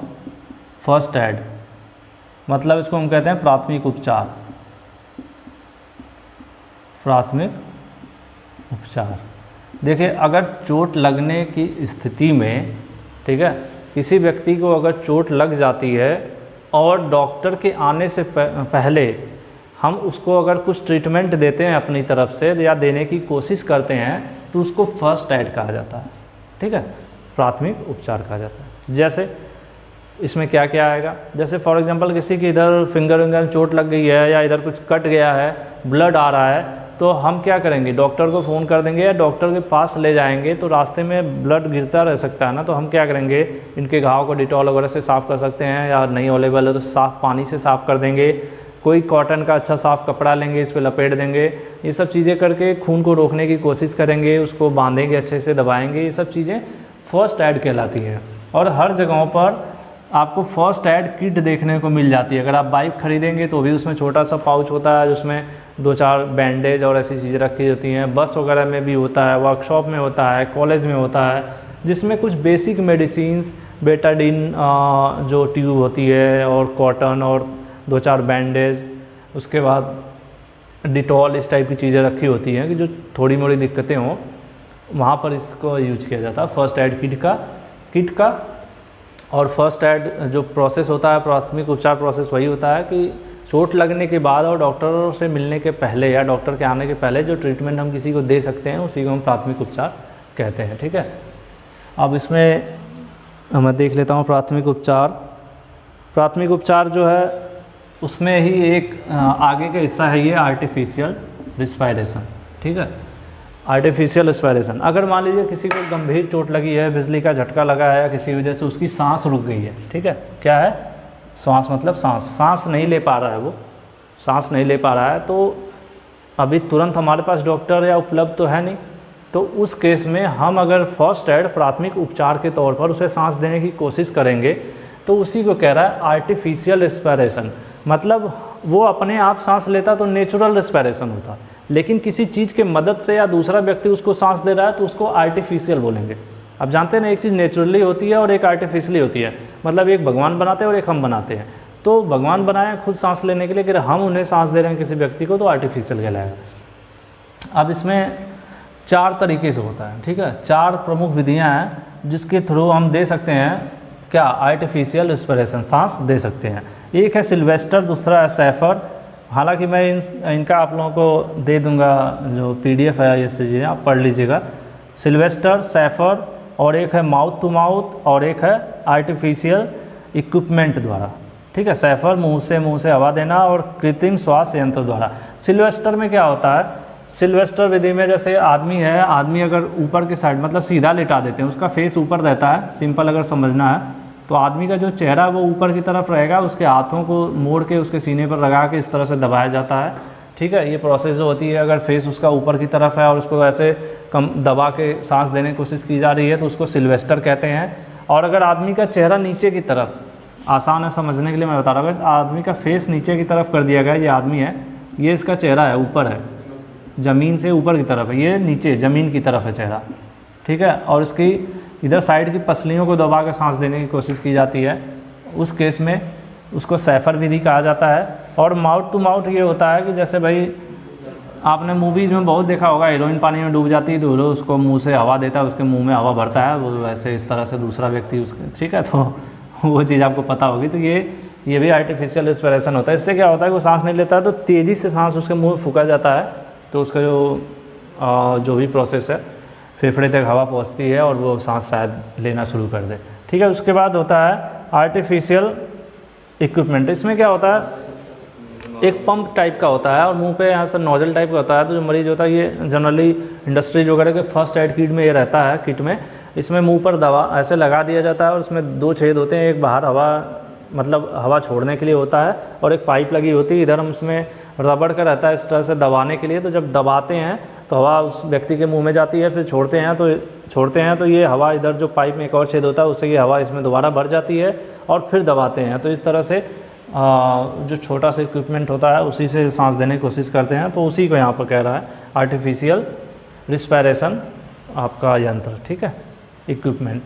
तो ये सब प्रोसेस हैं। एक आर्टिफिशियल रिस्पायरेशन मतलब आपको याद होना चाहिए कि जब किसी को सांस लेने में दिक्कत हो रही है, शॉक वॉक लग गया वर्कशॉप में, तो हम अपनी तरफ से उसको सांस देने की जो कोशिश करते हैं उसको आर्टिफिशियल रिस्पायरेशन कहते हैं। और ये 4 तरीके से होता है, ये 4 इनकी विधियाँ हैं, इनको आप नाम इनका याद कर लीजिएगा।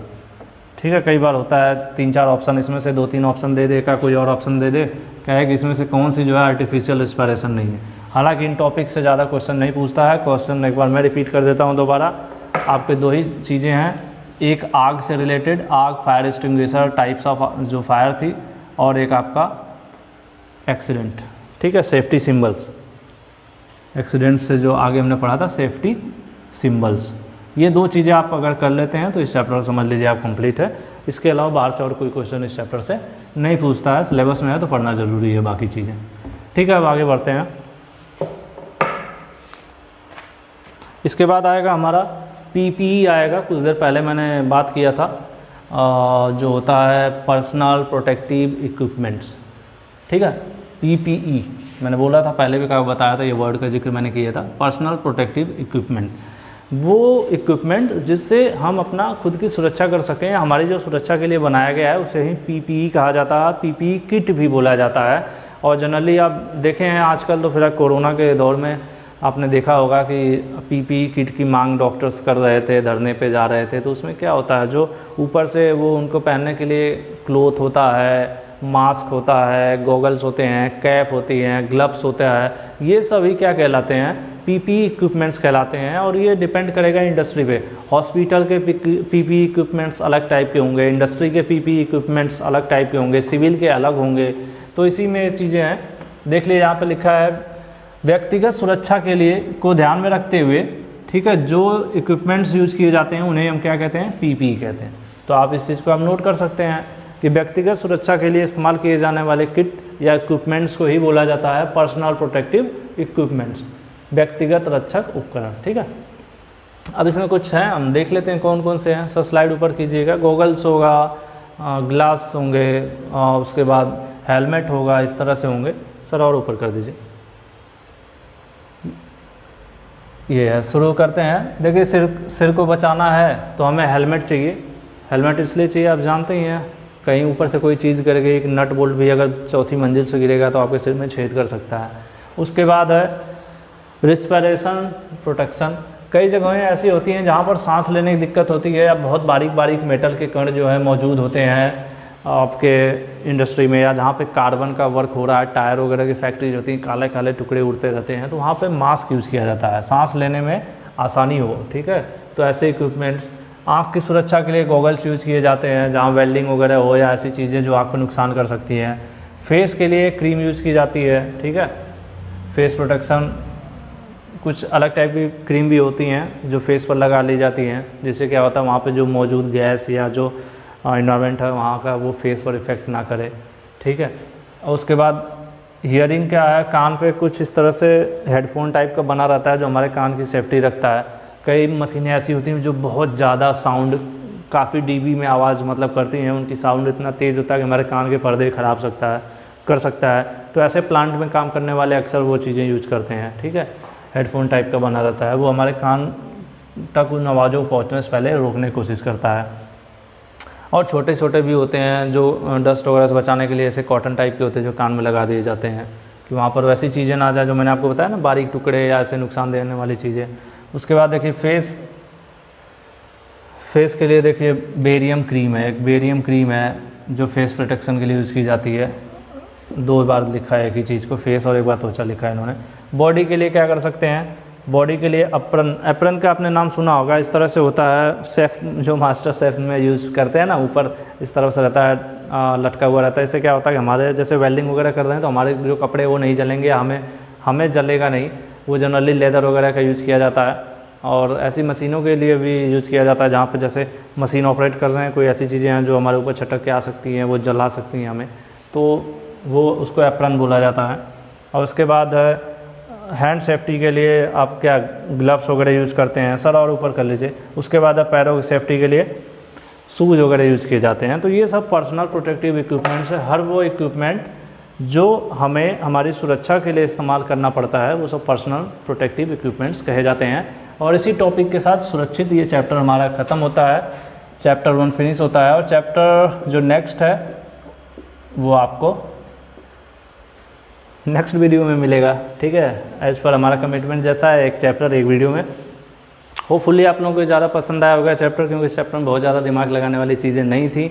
मोस्टली आप लोग इन चीज़ों से पहले से ही परिचित होंगे, और फिर भी हमने अपने लेवल तक कोशिश की अच्छे तरीके से एक्सप्लेन करने की, और मुझे उम्मीद है मैं इस मकसद में कामयाब हुआ हूँगा और आप लोगों को समझ में भी आया होगा। इस वीडियो को यहीं फिनिश करता हूँ, नहीं तो लोग कहेंगे इतनी देर से पका रहा भी और चलिए, थैंक यू।